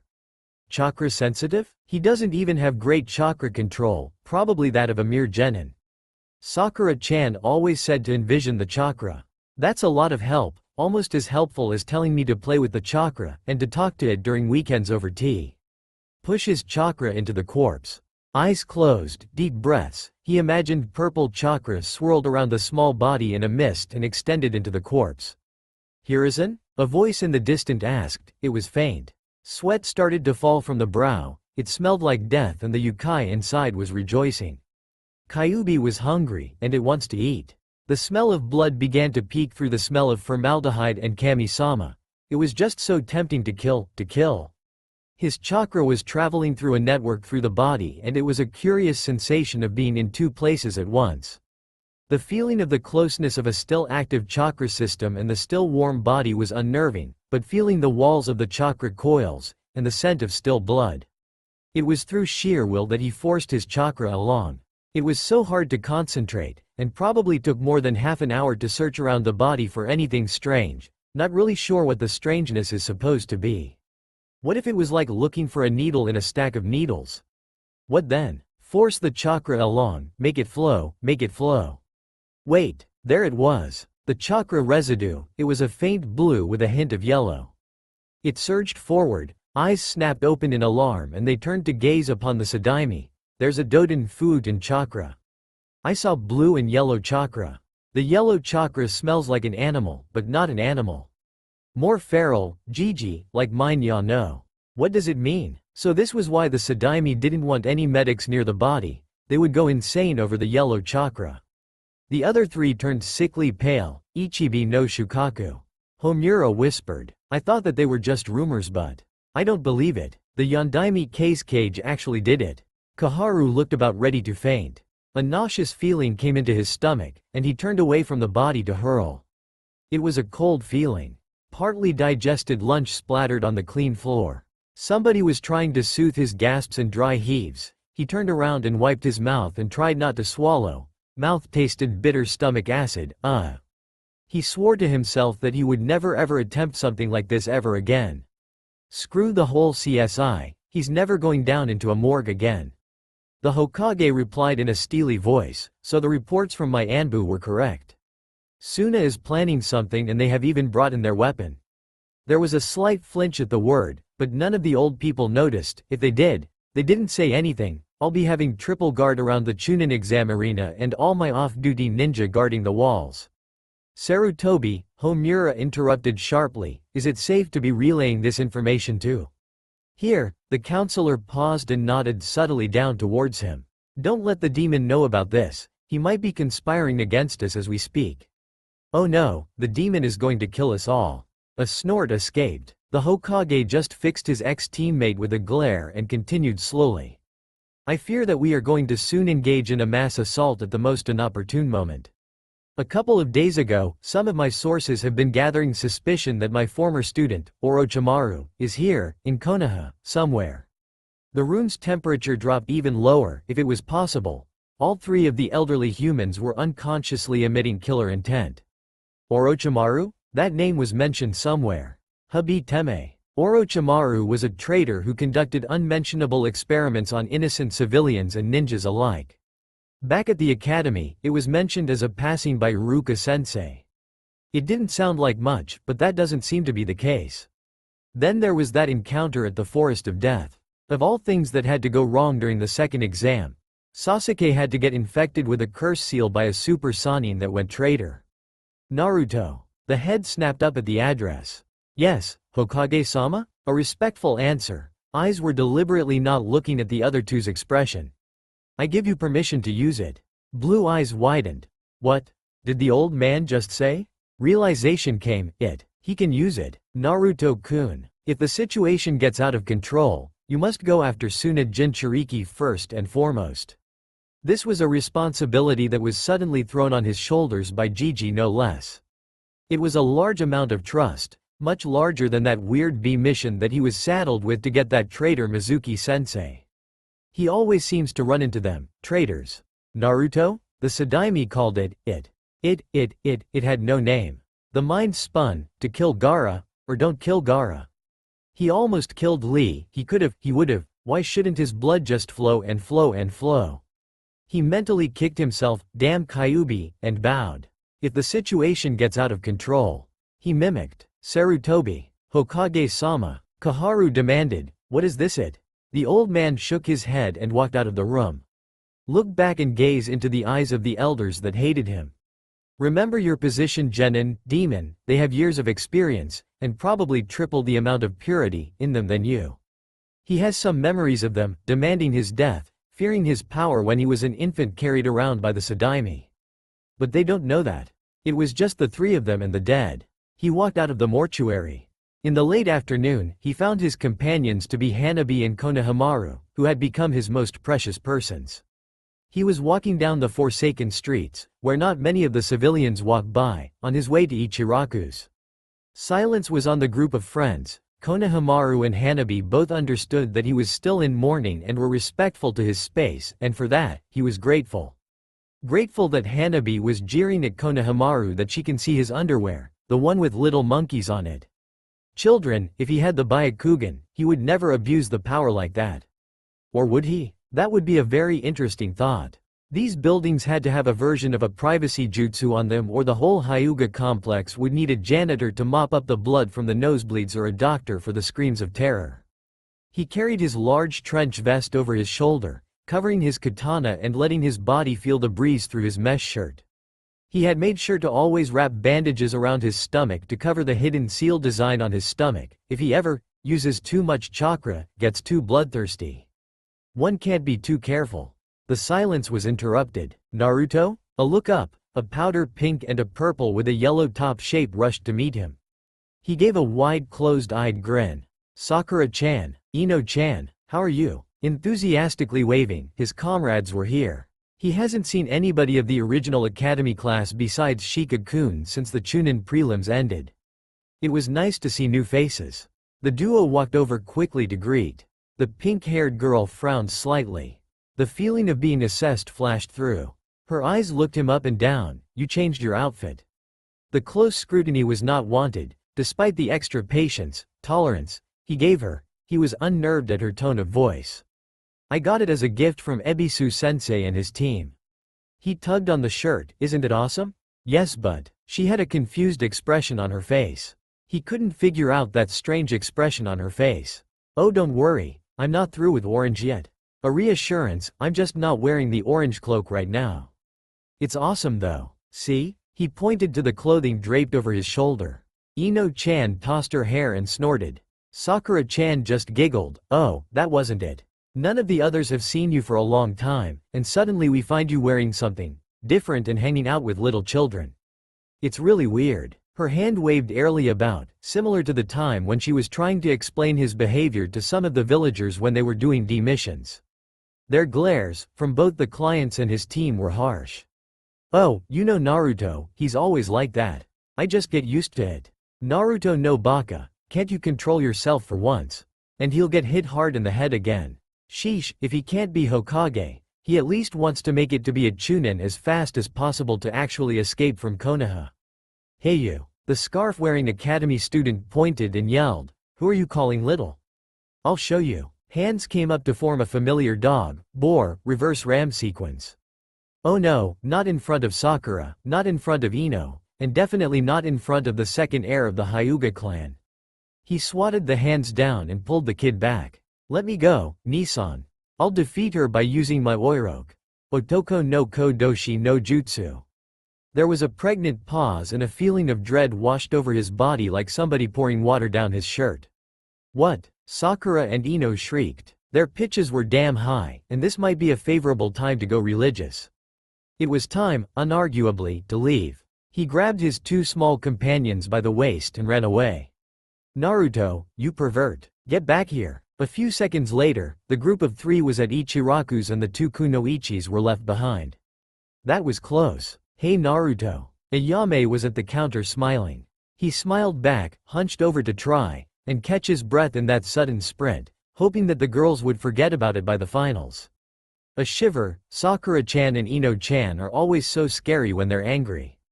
He straightened up and cracked his knuckles. Maybe he should ask Ayame for a bowl of ramen. After all, he hadn't had one since yesterday. And then he'll walk the two kids home.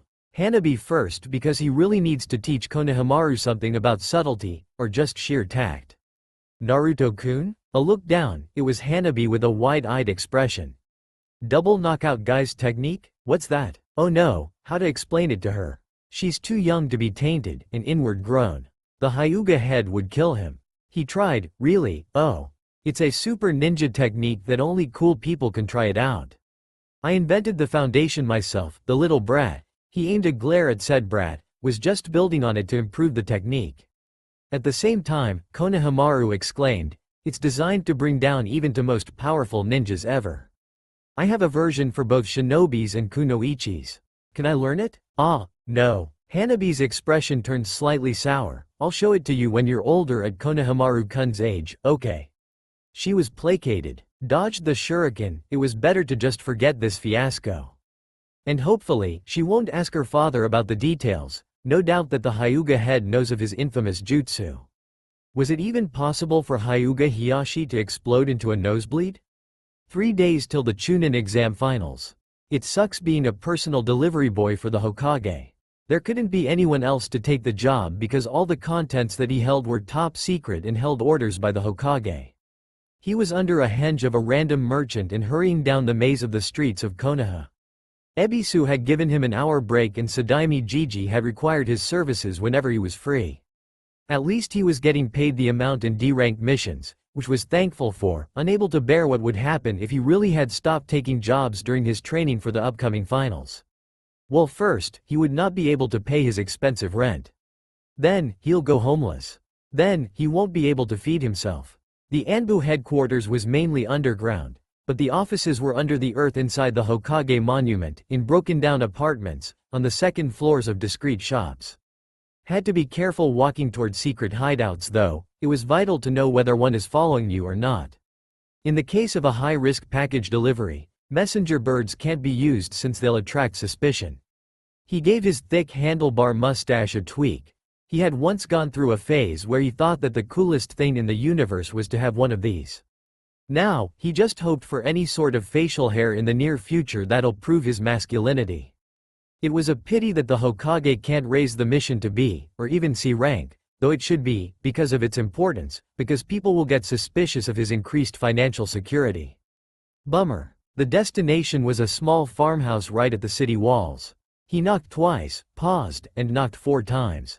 A fat, unkempt, pot-bellied man opened the door. A glance over showed that he also had a henge around him. He had a distinct nature-like chakra around him. The nature chakra was neutralizing his purple chakra. Did the man notice? The man looked at him. Yes? He asked in a scratchy voice. How many times did I have to tell you? I'm not part of the fucking smuggling organization. Those were the code words. The area is safe. State your purpose. Fingers twisted at the complex sign language but to an outside viewer. His fists were clenching and unclenching in fits of annoyance. Hokage, orders, message. Chakra was used to turn the face into an ugly puce. A disdainful sneer. You're still under probation, Hajimana-san. And you forgot to pay your rent, again. The package was handed over. The other man made a rude gesture and slammed the door so hard that the hinges rattled. Mission accomplished. The walk back to the Hokage's office was uneventful. Nah, it was slightly funny to act like a stinky, sweaty, fat merchant and to leer at the poor secretary. A giggle escaped his puffy lips. She was probably more disgusted by him than by that damn demon brat. Going down the hallway to the office, he undid the henge around his body and ran through the double doors. The old man looked up from his paperwork. Done? He inquired. A nod and in return was a gesture to sit down at the cabinets behind him. He quickly slipped into the shadows and made himself comfortable, sorting documents and reading the occasional complaint from the villagers. 2 guard ANBUs were stationed at his side. They worked in comfortable silence for about 15 minutes before someone's intense chakra aura appeared at the doorway. He scratched his head in irritation. Ever since he had pushed his chakra through Ushi-kun, the dead body, his chakra sense had increased exponentially. The new chakra presence felt like an immovable mountain. He shuddered. Come in, Jiraiya. He perked up. Jiraiya? That name sounded familiar also. He should have paid more attention in class instead of sleeping through it all. The shadows were protective, and on each of his side were 2 trustworthy Anbu guards. He could feel some of their curiosity. Jiraiya had something to do with toads. He made a face. Why toads? Why not something cooler like wolves or even Kakashi's Ninken? A large man with a mane of spiky white hair walked through and his power, though suppressed, was very big, like a cloud that surrounded him. He wore a grin but his eyes, his posture, everything screamed flee on sight. Jiraiya was one of the Sannin and an ex-teammate of Habiteme and someone else. Senju Tsunade. Attention was redirected toward the newcomer, who had started his report. My toads have reported a significantly reduced activity level in and around Rice Country. That led me to believe that a majority of that snake's forces were gone. Probably in Konoha right now, under our noses. The elder man sighed. What can we do? This is based upon your spy network and years of mostly circumstantial evidence. The other villages aren't quite friendly with this, and the economic partnership with Suna is precarious at best. To accuse Sound without anything solid would spell out war, and there'll be no one on our side except for Taki and Kusa if we're lucky. His voice mused out from the darkness. It was more of an impulse. Maybe some villages from the far south and east will aid us if we beg. It came out uncontrollably and he winced a bit, feeling the slight amusement of the two Anbu beside him. But the damage was done. The Toad Sage turned around and found him immediately. The old Sannin had an unreadable expression on his face that even he was hard-pressed to decipher. The stack of paperwork was straightened on the desk that he was sitting on. Gomen. I'm all done, Gigi. I'll put these on here, okay? Ebisu-sensei is probably angry at me again for being late.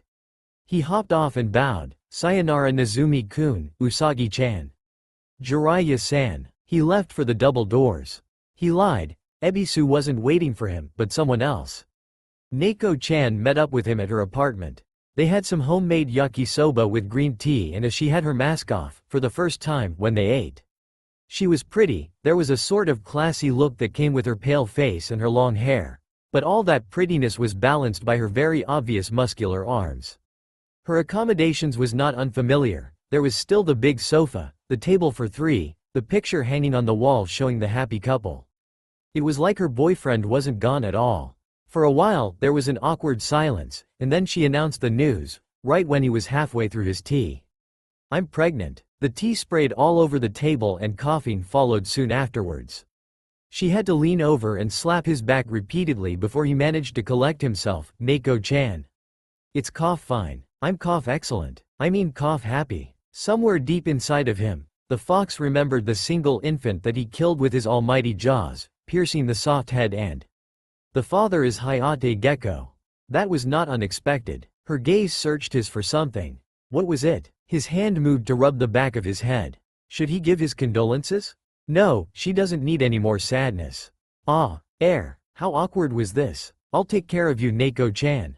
Don't worry. Fist was pumped high in the air, his voice held onto a promise. Datbeo. I'll teach him, her, all that I know. You can count on me.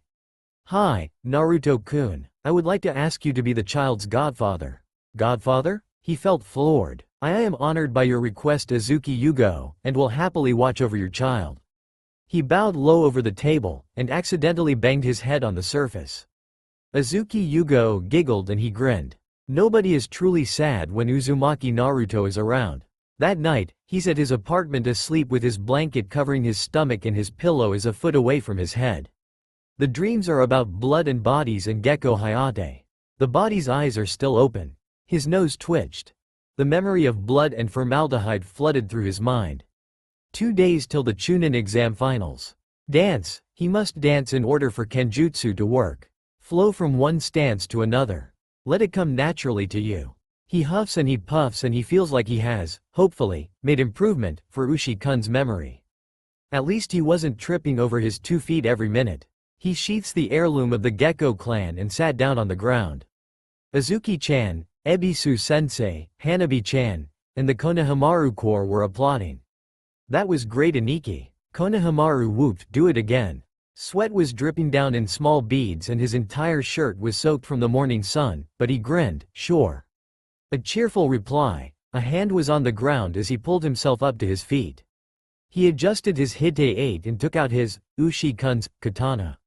He concentrated. Step forward, pivot, turn, jump, slash, twist, land, bring down the sword. One must flow easily from one stance to another. He felt the Kyuubi's Yuki sneaking past the cracks in the Hake no Fuin Shiki, and fought down the burning sensation in his belly through sheer will. He growled inwardly, stupid, curious fox, and felt the said demon laugh in return. In the afternoon, he had met up with Shikamaru to go and visit Hinata and Rock Lee in the Konoha hospital. The hospital has an air of business and the feel, if he concentrated hard enough, of healing chakra. If he closed his eyes and just relaxed his body, the green chakra can soothe his red chakra. It was like being drugged on morphine. Thank Kami that, despite the glares, none of the nurses or doctors ever denied his access. This is so troublesome, Shikamaru muttered with his arms supporting his head.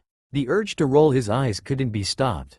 Everything about the Nara air oozes laziness from his laying down posture to his gait. How the lazy genin managed to wiggle away into a space of his heart was beyond him. He ignored the complaints coming from his companion. I think Fuzzy Brows would enjoy the flowers. He'll be all over them with, how youthful you are, and maybe smother us with his youthfulness. A snicker escaped him at the image. He smiled at the gift in his hand. Ha, take that Konoha. Flowers don't wilt and die in the hands of the Jinchuriki. I'm pretty sure that his teammates have already visited him and perhaps even Sakura if I had to choose one more person. Hisai glanced over. Well, did she? A hand reached up to scratch his face scrunched up in a sheepish look. I've only talked to her and Ino-chan for about a minute yesterday. Shikamaru's reply sounded accusatory, like he was purposely going out of his way to avoid his fellow genin. You haven't met up with any of the other people from the academy? He glared at his friend. Hey, do you go out your way to greet everybody in Konoha? Shikamaru spun around, at least my teammates. And he wonders whether he had the guts to call Team 7 a true team. Those of Team 7 had a tolerance to each other. Bonds were strained and still held by a sort of feeling of mutual animosity, benefit. He ponders whether Kakashi-sensei ever figured out that Sasuke and he were never friends, and that the incident at Wave wasn't much of anything. Damn, sensei kept making them go through teamwork exercises, the worst one being carrying a concrete pillar around over their heads while waddling through a swamp infested with leeches. I did. Arms waved around wildly. I saw Sakura-chan. And Uchiha Teme is busy training with Kakashi-sensei. I don't even know where they are right now. So it's basically. Body suddenly tensed up. Shikamaru looked at him in slight alarm. That would be the raising of a single eyebrow. He felt yellow chakra that was laced with insanity. No, he muttered, the kid from Suna is here. Brown eyes widened and the two boys ran down the hall as fast as they can, even pumping a little chakra into their legs. The door swung open. Sabaku no Gara was standing over a bandage-covered body with the sand from his gourd, pouring out and poised to strike the injured genin in the heart. Oi! The Suna genin looked up with slightly wide eyes, but his arms were kept at his sides. What do you think you're doing? You can't just kill anyone who's injured. Gaara's killer intent moved through the room.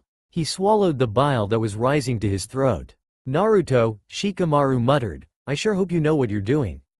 Thanks, he sure hopes so too.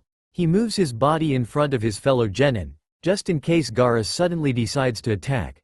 Maybe Shikamaru can run away and call for help. Heart's beating twice as fast now and his legs and arms are poised to jump, run, kick, punch, attack, anything. His hand twitched, almost reaching for the katana that was strapped to his back, but he held himself because that would spell disaster from the capital D to the capital R followed by a couple exclamation marks. Rock Lee was not making a sound. Did he have any idea? He had heard from Ayame who had heard from Maida Guy that he has to have some risky surgery, but couldn't wheedle out the details. Subaku no Gara was a Jinchuriki like him, but with a weaker seal, more power, less control. This kid had already given in to his bloodlust urges. He's a killer, so it's justified to kill him, right? Shut up. Bright blue eyes met light teal eyes. With the killer intent in the air, he felt his canines elongating a little, but quickly pulled the Yuki in. It would not be wise to initiate anything violent with the Kyuubi so excited. Keep it down, keep it cool. Shukaku, he greeted. The other boy did not look surprised. Mother said that you are like me. She's telling the truth, you feel similar. The sand retreated back into his gourd. His eyes held a faint wonder. Then why aren't you not like me? Why do you wish to protect him? What a difficult question. He could have been the killing machine. But he wasn't one, he was human, and he'll prove to the whole damn Konoha population. Arms folded and he glared. I have something to prove. I have my people to protect. The other Jinchuriki does not understand. I have something to prove too. My existence cannot be denied. To prove my existence, I shall have to spill your blood and kill you. The sand started rising, he gulped. Die for my mother. Millions of small sand particles rushed at him. He wondered how in the world anything such as sand can be seen as deadly. It was funny, if a small grain of sand rushed to one's heart at maybe 200 kilometers a second, would there be death? Stop, a deep voice shouted. He could have cried in relief, aware of how close to death he was. Maida Guy's aura flared out. You will not harm my student. Looking back on it, he thought it was rather comical to see a grown man and a preteen duke it out wordless in a battle of wills. Gaara sneered, very well, in 2 days. It was a promise, like a death sentence. Not looking, it was time to regain his wits that were scattered about him. He did breathing exercises that Iruka-sensei had taught him. Not that they helped much. Zabuza's killing intent was too strong. Hibitami's killing intent was too strong. It was different here. It wasn't the Suna Jinchuriki's killing intent that terrified him, it was the fear of death. Irony. A hand grabbed his arm. It was Shikamaru, one who he nearly forgotten about. The other boy was taking deep, shaking breaths to calm down. What was that? The long-haired genin demanded. Denial, denial, denial with a smiley face. Sorry, you're smart, Shika-kun. I'm sure you can figure it out. After all, with a little bit of research he'll probably figure out everything, and then some. Now though, he was beyond caring and was not in the mood to visit the Hyuga heiress. The 2 genins walked out of the hospital, so I heard. He piped up for the sake of restarting a conversation, that the people watching the Chunin exams are calling our academy class of graduates the Rookie 9. His intentions were shamefully obvious and he was looking for any topic to hold onto, like some sailors fishing for sharks with worm bait. Che. Shikamaru gave a noncommittal grunt, I suppose. The whole Rookie 9, after all, passed the first exam with Ibiki and Enko's test of the Forest of Death. Huh, stupid people. I'll just have to tell everybody that it's because of me that we all managed to pass even the first exam. Grasping for shark with wormbait. And how did you manage to do that? Inquired the Nara. He looked around as if he was plotting a conspiracy. If I hadn't spoken up, Sakura-chan would have forfeited. He leaned back and gave a hoot of laughter. Can you believe it? Imagine the face of Sasuke Teme if he realized that it was her fault that Team 7 was the only rookie genin team of Konoha that couldn't pass the first exam. Shikamaru didn't bother asking how he knew, because he probably saw too, that the Haruno girl's hand was halfway up in the air before being startled by the loud proclamation out of him. Come on, the day's about to end. I still want to show you this cool technique that Ebisu-sensei and I came upon as an accident. I call it Chakra Enban. A disc of chakra, it'll take out any strong opponent and it's super cool. He started leading Shikamaru to one of the training areas by the hot springs. You can help me improve on it too. Since I'm running into this problem about adding more chakra into the disc before it flattens out and self-disintegrates, you can help me make it more powerful. He didn't stop explaining when he saw Shikamaru with his head tilted slightly towards the light purple sky, seemingly in another world with his eyes closed and breaths even. But he was sure that his words about his theories on his new jutsu and chakra manipulation theories was getting though his brilliant, yet quite thick head. There were no people by the side road, there were birds chirping. It's so peaceful. It shouldn't be. Sweltering heat and chapped lips. Why is it so fucking peaceful? Well, here we are, Shika-kun. He sang and plopped himself on the ground and placed his right hand in front of him, as if cupping water. Now watch. The other boy knelt down beside him and observed. Slowly, a blue chakra started to swirl in the hand, like a top that kept spinning. When the blue chakra swirled faster, the whole shape of the top became flatter and flatter until it was the shape of a pancake, a disc. Chakra Enden. The disc was flung out into the trees in the distance. His smile widened at the familiar boom. And I want to make that stronger. For a moment, Shikamaru had no words. Can you make that again? He did so. Can you create 2 swirling chakra, moving independently with each other in a different direction? Yeah, but they exploded against each other. It was like east-going typhoon meet west-going typhoon. Or, a toilet which flushes by spinning clockwise fusing with a toilet which flushes by spinning counterclockwise and a boom results. Or, I get it. Shikamaru rubbed his temples, Mendoku's. Just shut up before any other images invade my mind. Hey, Gomen. He sighed. Okay, instead of combining your independent chakra and going directly different directions. Try and combine multiple chakras, each at a different angle but never at a 180 degree to each other. Think you can do that? A determined nod was his response. I'll achieve that in no time, Dat Bayo. 4 chakra paths were moving around each other, around and around. Blue chakra manifested faster than ever and formed, for a second, a small ball before exploding outward. It held for a second Shika-kun. Not an excuse for the genius, more concentration, add more power. From the hand formed a small wobbly ball of condensed blue chakra where the glow lit up strange shadows on his hand. It held on for a few seconds before exploding. Eyes met. That's a great basis for a new jutsu.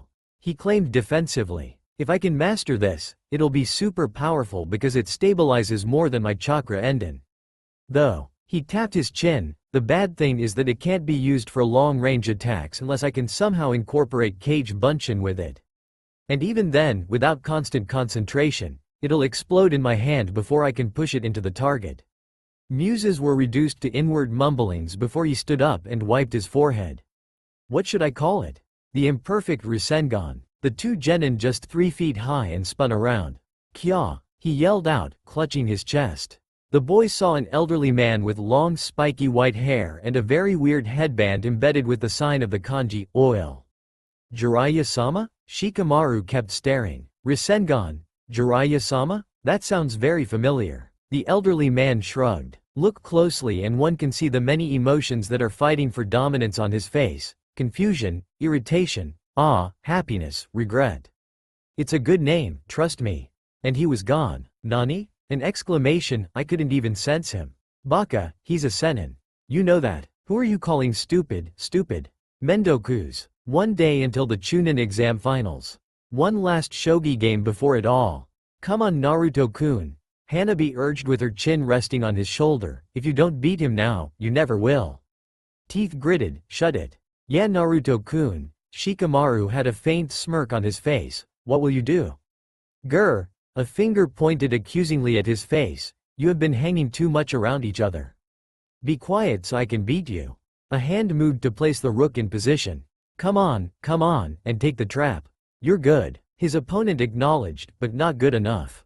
Ote. Damn, he's got you there, Ni-san. Konohamaru said. Wah, I'm getting this big sense of deja vu from playing this game over and over. What am I doing wrong? He twisted his fingers through his hair and pulled. Think Naruto, think. He pushed his rook forward with a finger. You should have just said, Sumi, and spared me the humiliation, Shika-kun. I will. Clack. Sumi. His right eyebrow twitched before he stood up and upended the board. Damn it, can't you be more gracious? The other boy just laughed. You've turned into a menace, Shika-kun. He moaned and stood up to stretch. Before the group of kids was half of the village. Right below them with blinking streetlights and busy people. They chatted for a while about communications, toy kanais, jutsus, and Hyuga politics before the sun was halfway down over the trees. Well, that was a refreshing game, I guess. I got pounded again. He sighed. I gotta get going. Bye guys. Bye. Bye Ni-san. Matt. Hanabi was running up to his side. Naruto-kun. Can I talk to you for a few moments? A puzzled look was given before he offered her a hand. Sure, hold on.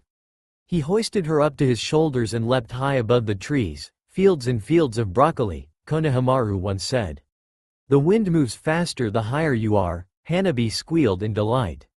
Then onto an alarm pole, softly, smoothly, where the houses and buildings look like makeshift wooden cakes that are still together by a miracle instead of toy cities, and finally onto the ground and again, a side street. A quick look around, only some regulars at home, preparing dinner, and the few Anbu patrols in the shadows and on the roofs. He let the young Hyuga down. They walked in silence for a few minutes. The entrance of the Hyuga complex was just around the corner. He stopped. Hanabi gave a hug. Please keep your promise, Naruto. Disbelief was clear in his tone. I never break my promise, Dat Bayo. He ruffled the girl's hair, much to her annoyance, and whispered back. Don't worry. No chakra manipulation. No kitsune powers. No, well. He cocked his head to his back to the sword strapped to his back. You know. She lowered her head. I know. Just teach him a lesson, okay? That fate isn't final. And maybe. He smiled reassuringly, though she couldn't see it, just maybe. He agreed softly. The Chunin exam finals. Welcome to the Chunin exam finals. We have the most promising genin here, from all villages, big and small, all competing to show us their true potential. The ref announced. Wonder how he hasn't choked himself through with that senbon, a thought appeared. He probably does some weird sort of senbon jutsu or taijutsu or uses it in kenjutsu. Due to an accident, the previous examiner, Gecko Hayate, is not able to perform, so I will be his substitute. An eloquent way to put it. My name is Shiranui Genma. We'll begin the first round now. May Hyuga Neji and Uzumaki Naruto please step onto the arena? The long-haired boy landed onto arena with a small step, nary a sound. After placing his trench on his bench, he did the same, equally as graceful, and grinned at him. The Hyuga scowled. He can imagine in his head that up on the stands, Hiyashi Hyuga will mutter to his youngest daughter, "Watch closely, Hanabi. Your cousin is representing our clan." "Hi," she will whisper. Below her, the rest of the, as Konohakagure had begun to fondly call them, Rookie 9 and Team Guy will conversing among themselves.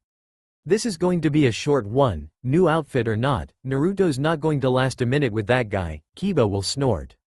I'm a bit worried about him, the Haruno girl will admit, I've only seen him once this entire month. I haven't seen Sasuke-kun or Kakashi-sensei at all. And what if he's seriously injured by Neji? He tried to kill Hinata. At the mention of her name, the bandaged Hyuga heiress will probably blush and look down. It makes me wonder what he has been training, Shikamaru? Choji might ask through a mouthful of chips. Mendoku's. He snapped out of his reverie. The examiner's hand raised. Hajime, he shouted. Eyes squinted in thought. There wasn't a sure way to beat his opponent, and his thoughts branched into the different possibilities. He only had his typical ninja weapons, a couple of jutsus and his taijutsu to best the prodigy. He took out a kunai from his pouch and absent-mindedly ran his index finger over the edge, drawing blood. His opponent snorted as he eased himself into position, activating his Byakugan. I suggest that you save yourself from the humiliation, Uzumaki, and surrender now. It's your destiny to lose to me. His head was already in fight mode. He grinned. Now why would I do that, Hyuga? He pointed ahead with his kunai. I still need to avenge Hinata-chan's honor. His fingers moved into a single seal, Kage Bunshin no Jutsu. 10 Narutos appeared next to him and all of them rushed forward, ya. The group of doppelgangers split into groups of 2 to attack him from all sides, each holding a kunai. Eyes squinted to see Neji's hands emitted a soft blue light. Jukin, of course, how predictable. The hands came up, seemingly soft, but deadly with a single tap. 2 of Bunshin's were gone, then 2 more. 1 tap disturbed their chakra coils and tenketsus. 4 more Narutos were gone. The Hyuga twisted, and his last Bunshin was gone. His opponent was good though, he had fluidity that Ushi-kun and Ebisu-sensei would have found hard-pressed to try and beat into him. But though the solid clones were destroyed, the kunais that they were holding weren't. Neji tensed up. 10 kunais flew through the air. 1 landed behind Neji and transformed. A kick was thrown, but parried.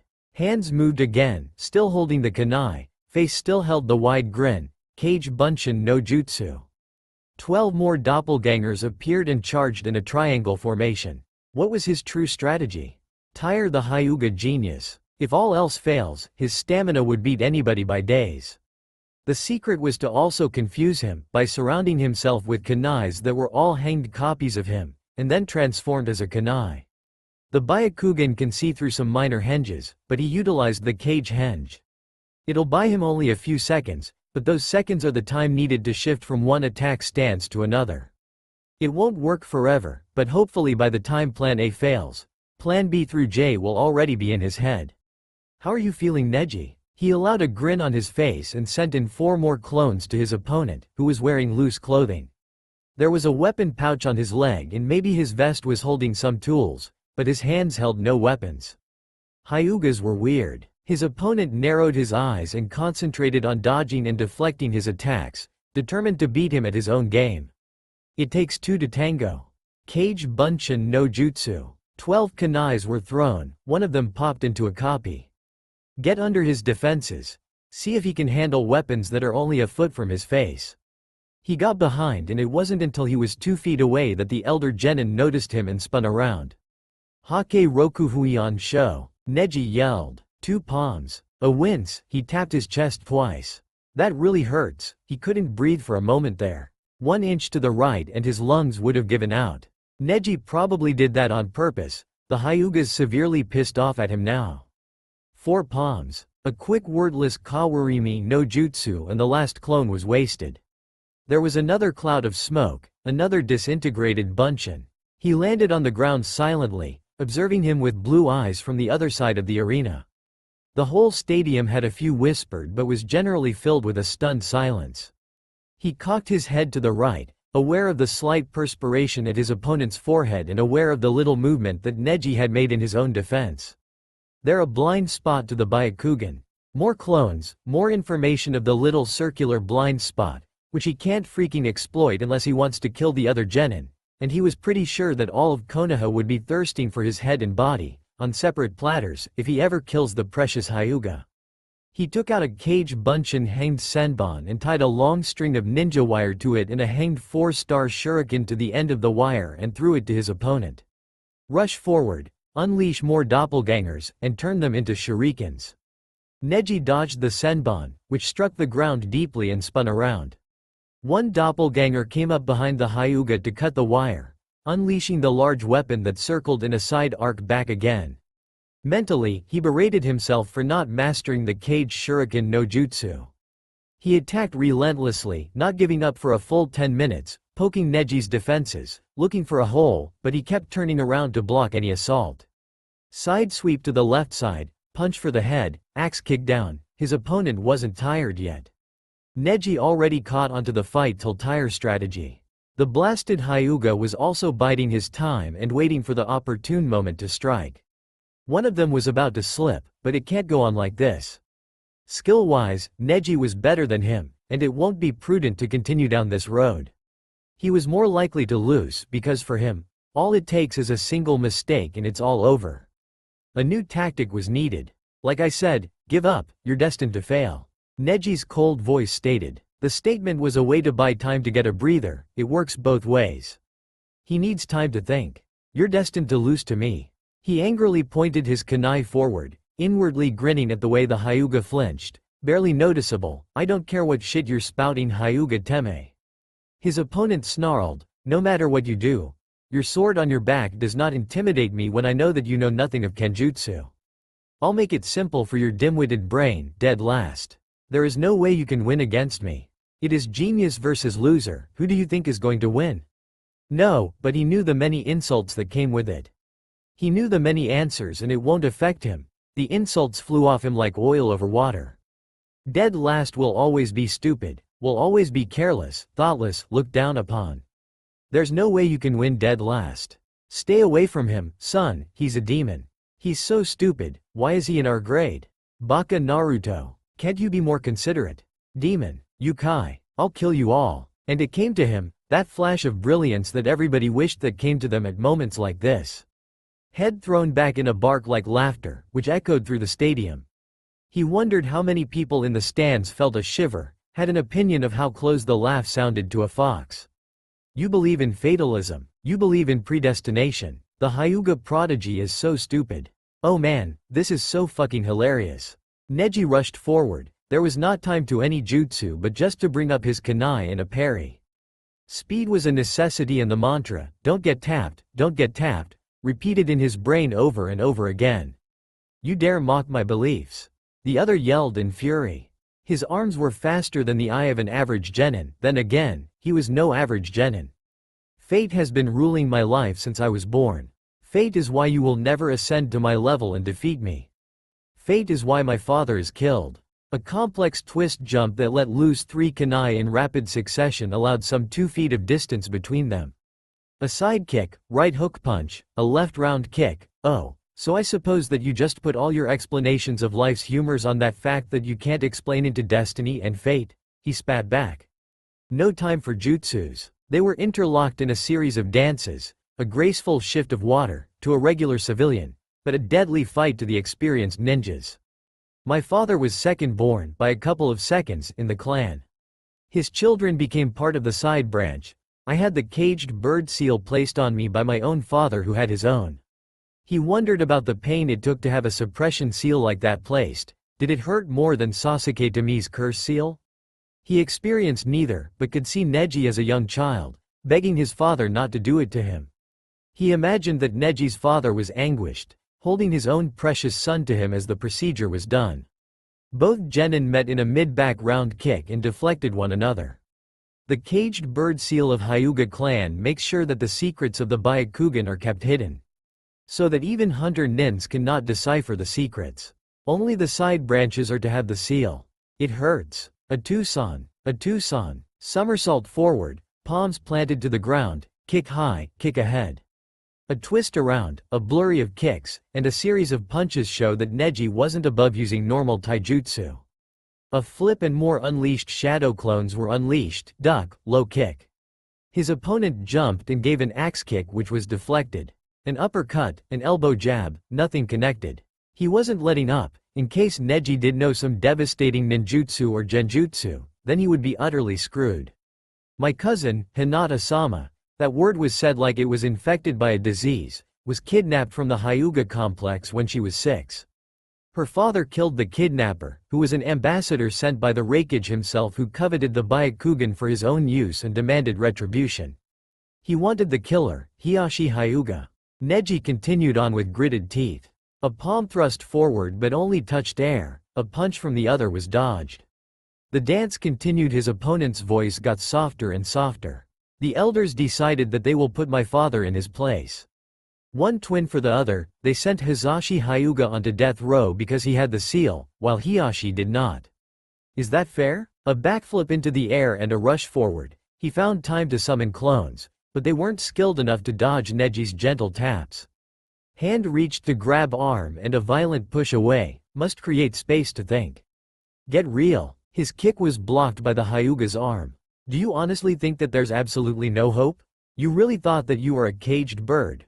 2 punches later, he shifted to the side and tried his opponent's blind spot again. If anything was fated, it was my life. Seen as a demon that eats children. Don't go near him, he's a bad boy. Uzumaki Naruto is a bad boy. You must stay away from him. But I freaking control my own destiny, so there is nothing, and none of the shit that you're talking, that can tell me where I take my own path. I'll make my own nindo. Dat bayo. Nothing can change. Neji snarled. I will not lose against someone like you. Your favorite jutsu is nothing against me. His clones weren't skilled enough to move quickly out of the way. They found themselves useful to be shields and distractions. It wasn't enough, there has to be an extra edge, somewhere. They both threw chakra-enhanced punches, and an explosion resulted. Both were thrown back a few feet but regained their footing. They wasted no time. Neji ran forward and his hands moved again. Kage Bunshin no Jutsu. More than 15 clones jumped into the air, each with 2 kunais in their hands. A shower of kunais rained down on the Hyuga. I'm getting tired of this, the elder genin growled. He watched with great interest as the Hyuga bent forward and slightly twisted his arms around his body. Hakesho Kaden, a blue sphere of chakra appeared. It looked like an overgrown Rasengan, creating a perfect bull dip into the arena. Heavenly spin? He thought as he ducked under a deflected kunai. Well, that deflected all the weapons. The other genin came out unharmed. What is this? Some sort of divine defensive move. He had no time to ponder. Neji was already on the offensive and he was finding it harder to dodge and retaliate with stiff joints that were taking its toll. The blocked tenketsu points on his chest and stomach were crying foul. He wasn't as flexible anymore, wearing down slowly and slowly. Neji must be starting to feel fatigued too. That must be why he unleashed that great defense, which must be a higher level Hyuga clan jutsu, that judged from the whisperings, he probably should not have learned. His opponent was pulling his last strength into the attack, and near desperation is as dangerous as feeling fresh when fighting. Skill to skill, hand to hand, he had to admit that the Hyuga was better than him and it was inevitable that if he didn't think of something soon, he would lose. And then, a small mistake. An opening was created on his right that the Hyuga mercilessly pounded into. 3 more taps and pain, he can't move it. Teeth gritted together, the final tap flung him to the ground. He heard up in the stands, someone mutters, "This, Hanabi, is the talent that's wasted on the main branch." "Hi, a Tucson." He got up, "I'll keep fighting for your sake, and I'll do my best to win, Hanabi-chan. Your right leg is paralyzed, give up." Neji stated coldly, "Destiny is on my side." He struggled to stand up. "You wish." But soon, he realized that he can't move fast now. He saw a smirk on the other genin's face. His opponent disappeared, and he felt another tap, another shot of pain. He saw the blue sky and then kissed the ground, skidding across the floor for a few feet. His other leg hurts to move now. Damn it, he needs a way out, fast. Jump high into the air and puts an ample amount of space between them, he winces. "You lose." "No, no, no, we'll never lose. Get up, must get up and show that the life, the shitty fatalism, is bull." Pain flared up from his lower body as the struggle to move proves almost futile, but it's okay. There are flashes of black in his vision and he feels nauseous, there's internal bleeding and it all just fucking burns. The sense of balance is tipped from one side to the other. He shakes his head to try and regain his bearings, but it only gives him a bigger sense of vertigo. Whatever, nothing was going to stop him from getting his point across. "I can't lose," he insisted hoarsely. "Nobody can give up on life, not you, not me." Because nobody cared. He was alone, shunned by parents, told by Sarutobi Gigi that he was alone as an orphan, and sorry, but no one was willing to adopt him. People told him that he was a demon, and that he was bad, and an evil, evil, evil little monster. Why would you want to be loved? And they would beat his up till he's red, black, and blue. A slight stagger, "Do you think that you have it bad? Boo whooping who, congratulations, your life sucks, like all of ours. Do you think that you are unloved, because God knows, I am. You aren't. You have family. You have people who care for you and who would do anything to make sure that you're alive." He pointed to himself and turned to the side to spit out blood. "I'm the one that should be fighting for me." Neji's eyes narrowed and his hands were shaking. His face showed uncertainty, fear, "Be quiet." Legs were shaking from fatigue, wearing down, a weakness. "No, you have to understand." He swept the whole stadium with a hand. "What do you believe?" His voice lowered down to a hoarse whisper before he spat out more blood. "Listen, you bastard, I'm the one that got the short end of the stick. I'm the one hated for everything that I didn't do, and yet, I'm fighting for the village, are you? Be quiet." There was a slight fear.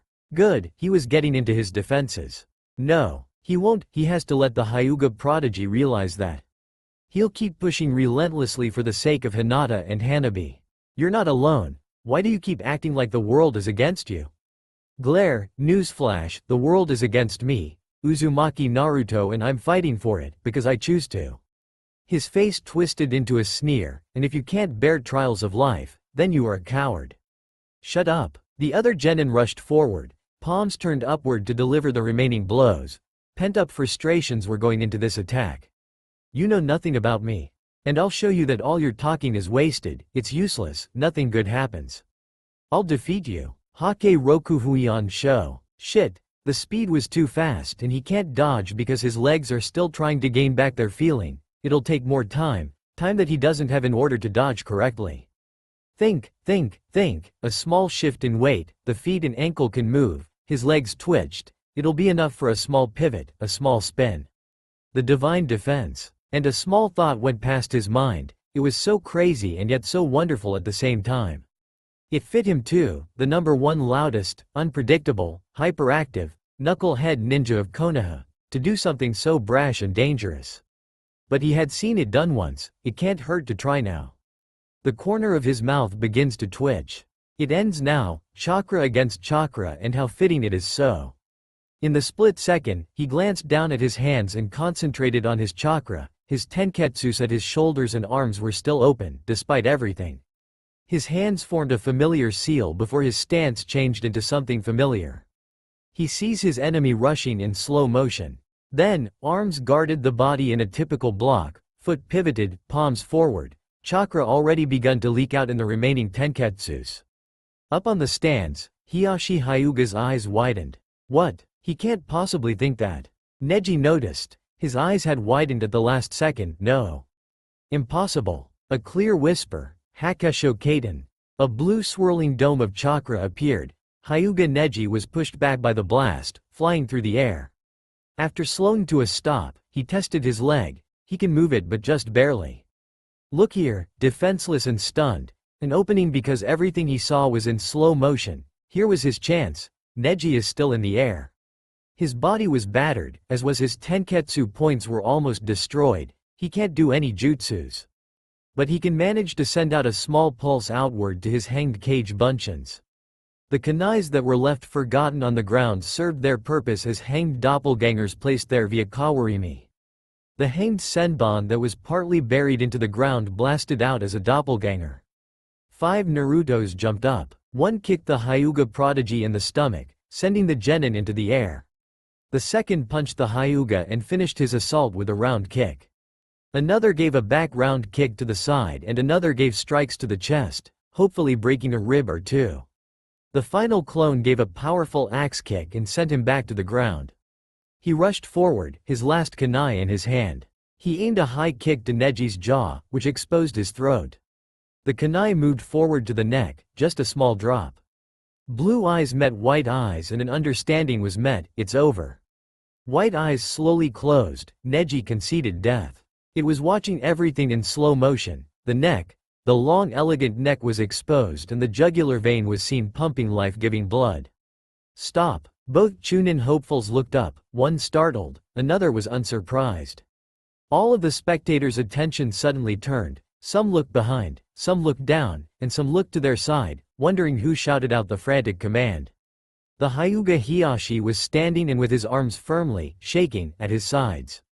Stop, I beg you. His face held an expression of anguish and fear for his close kin, to a relative that he cares deeply for but never openly. Don't kill my nephew, a whisper that echoed in the stadium. He shifted his stance and kicked Neji one last time in the neck. Hands rested on knees as he leaned forward to take gasping breaths. He watched Neji's body was flung like a rag doll and hitting the ground a few meters away with a worn-out body and broken bones. But the Hyuga was conscious, his white eyes blinked. Deep breaths were taken and he recovered from his shock. I lost. He whispered. I lost, but... He looked up. How? Ignoring the pains in his body, his head cocked to the right, he straightened. I fight for others. That makes me stronger. I believe that I can forge my own nindo, my own destiny. A single disarming smile that exposed the canines. You can break out of destiny because you have a family that loves you. That should be enough. He walked over, kunai in one hand. You have people who love you, who are willing to save you. Count yourself thankful. His tone of voice took on a serious edge. A caged bird will always try and pick the lock of the cage that holds it in, and it will never give up until it's free. He turned away, before pausing. Oh right, here, as a gift. He tossed the kunai over, which Neji easily caught. Surprise etched across his face. It's blunt, an almost mock-sage-like nod, so it is. There were 2 Chunin hopefuls on the stadium, one that was beaten physically and one with a wholly damaged chakra coil system and tattered clothing, blown halfway off by explosive chakra. The battle ended with the examiner shouting out the results of the match. The audience was speechless, there was no applause. It's over.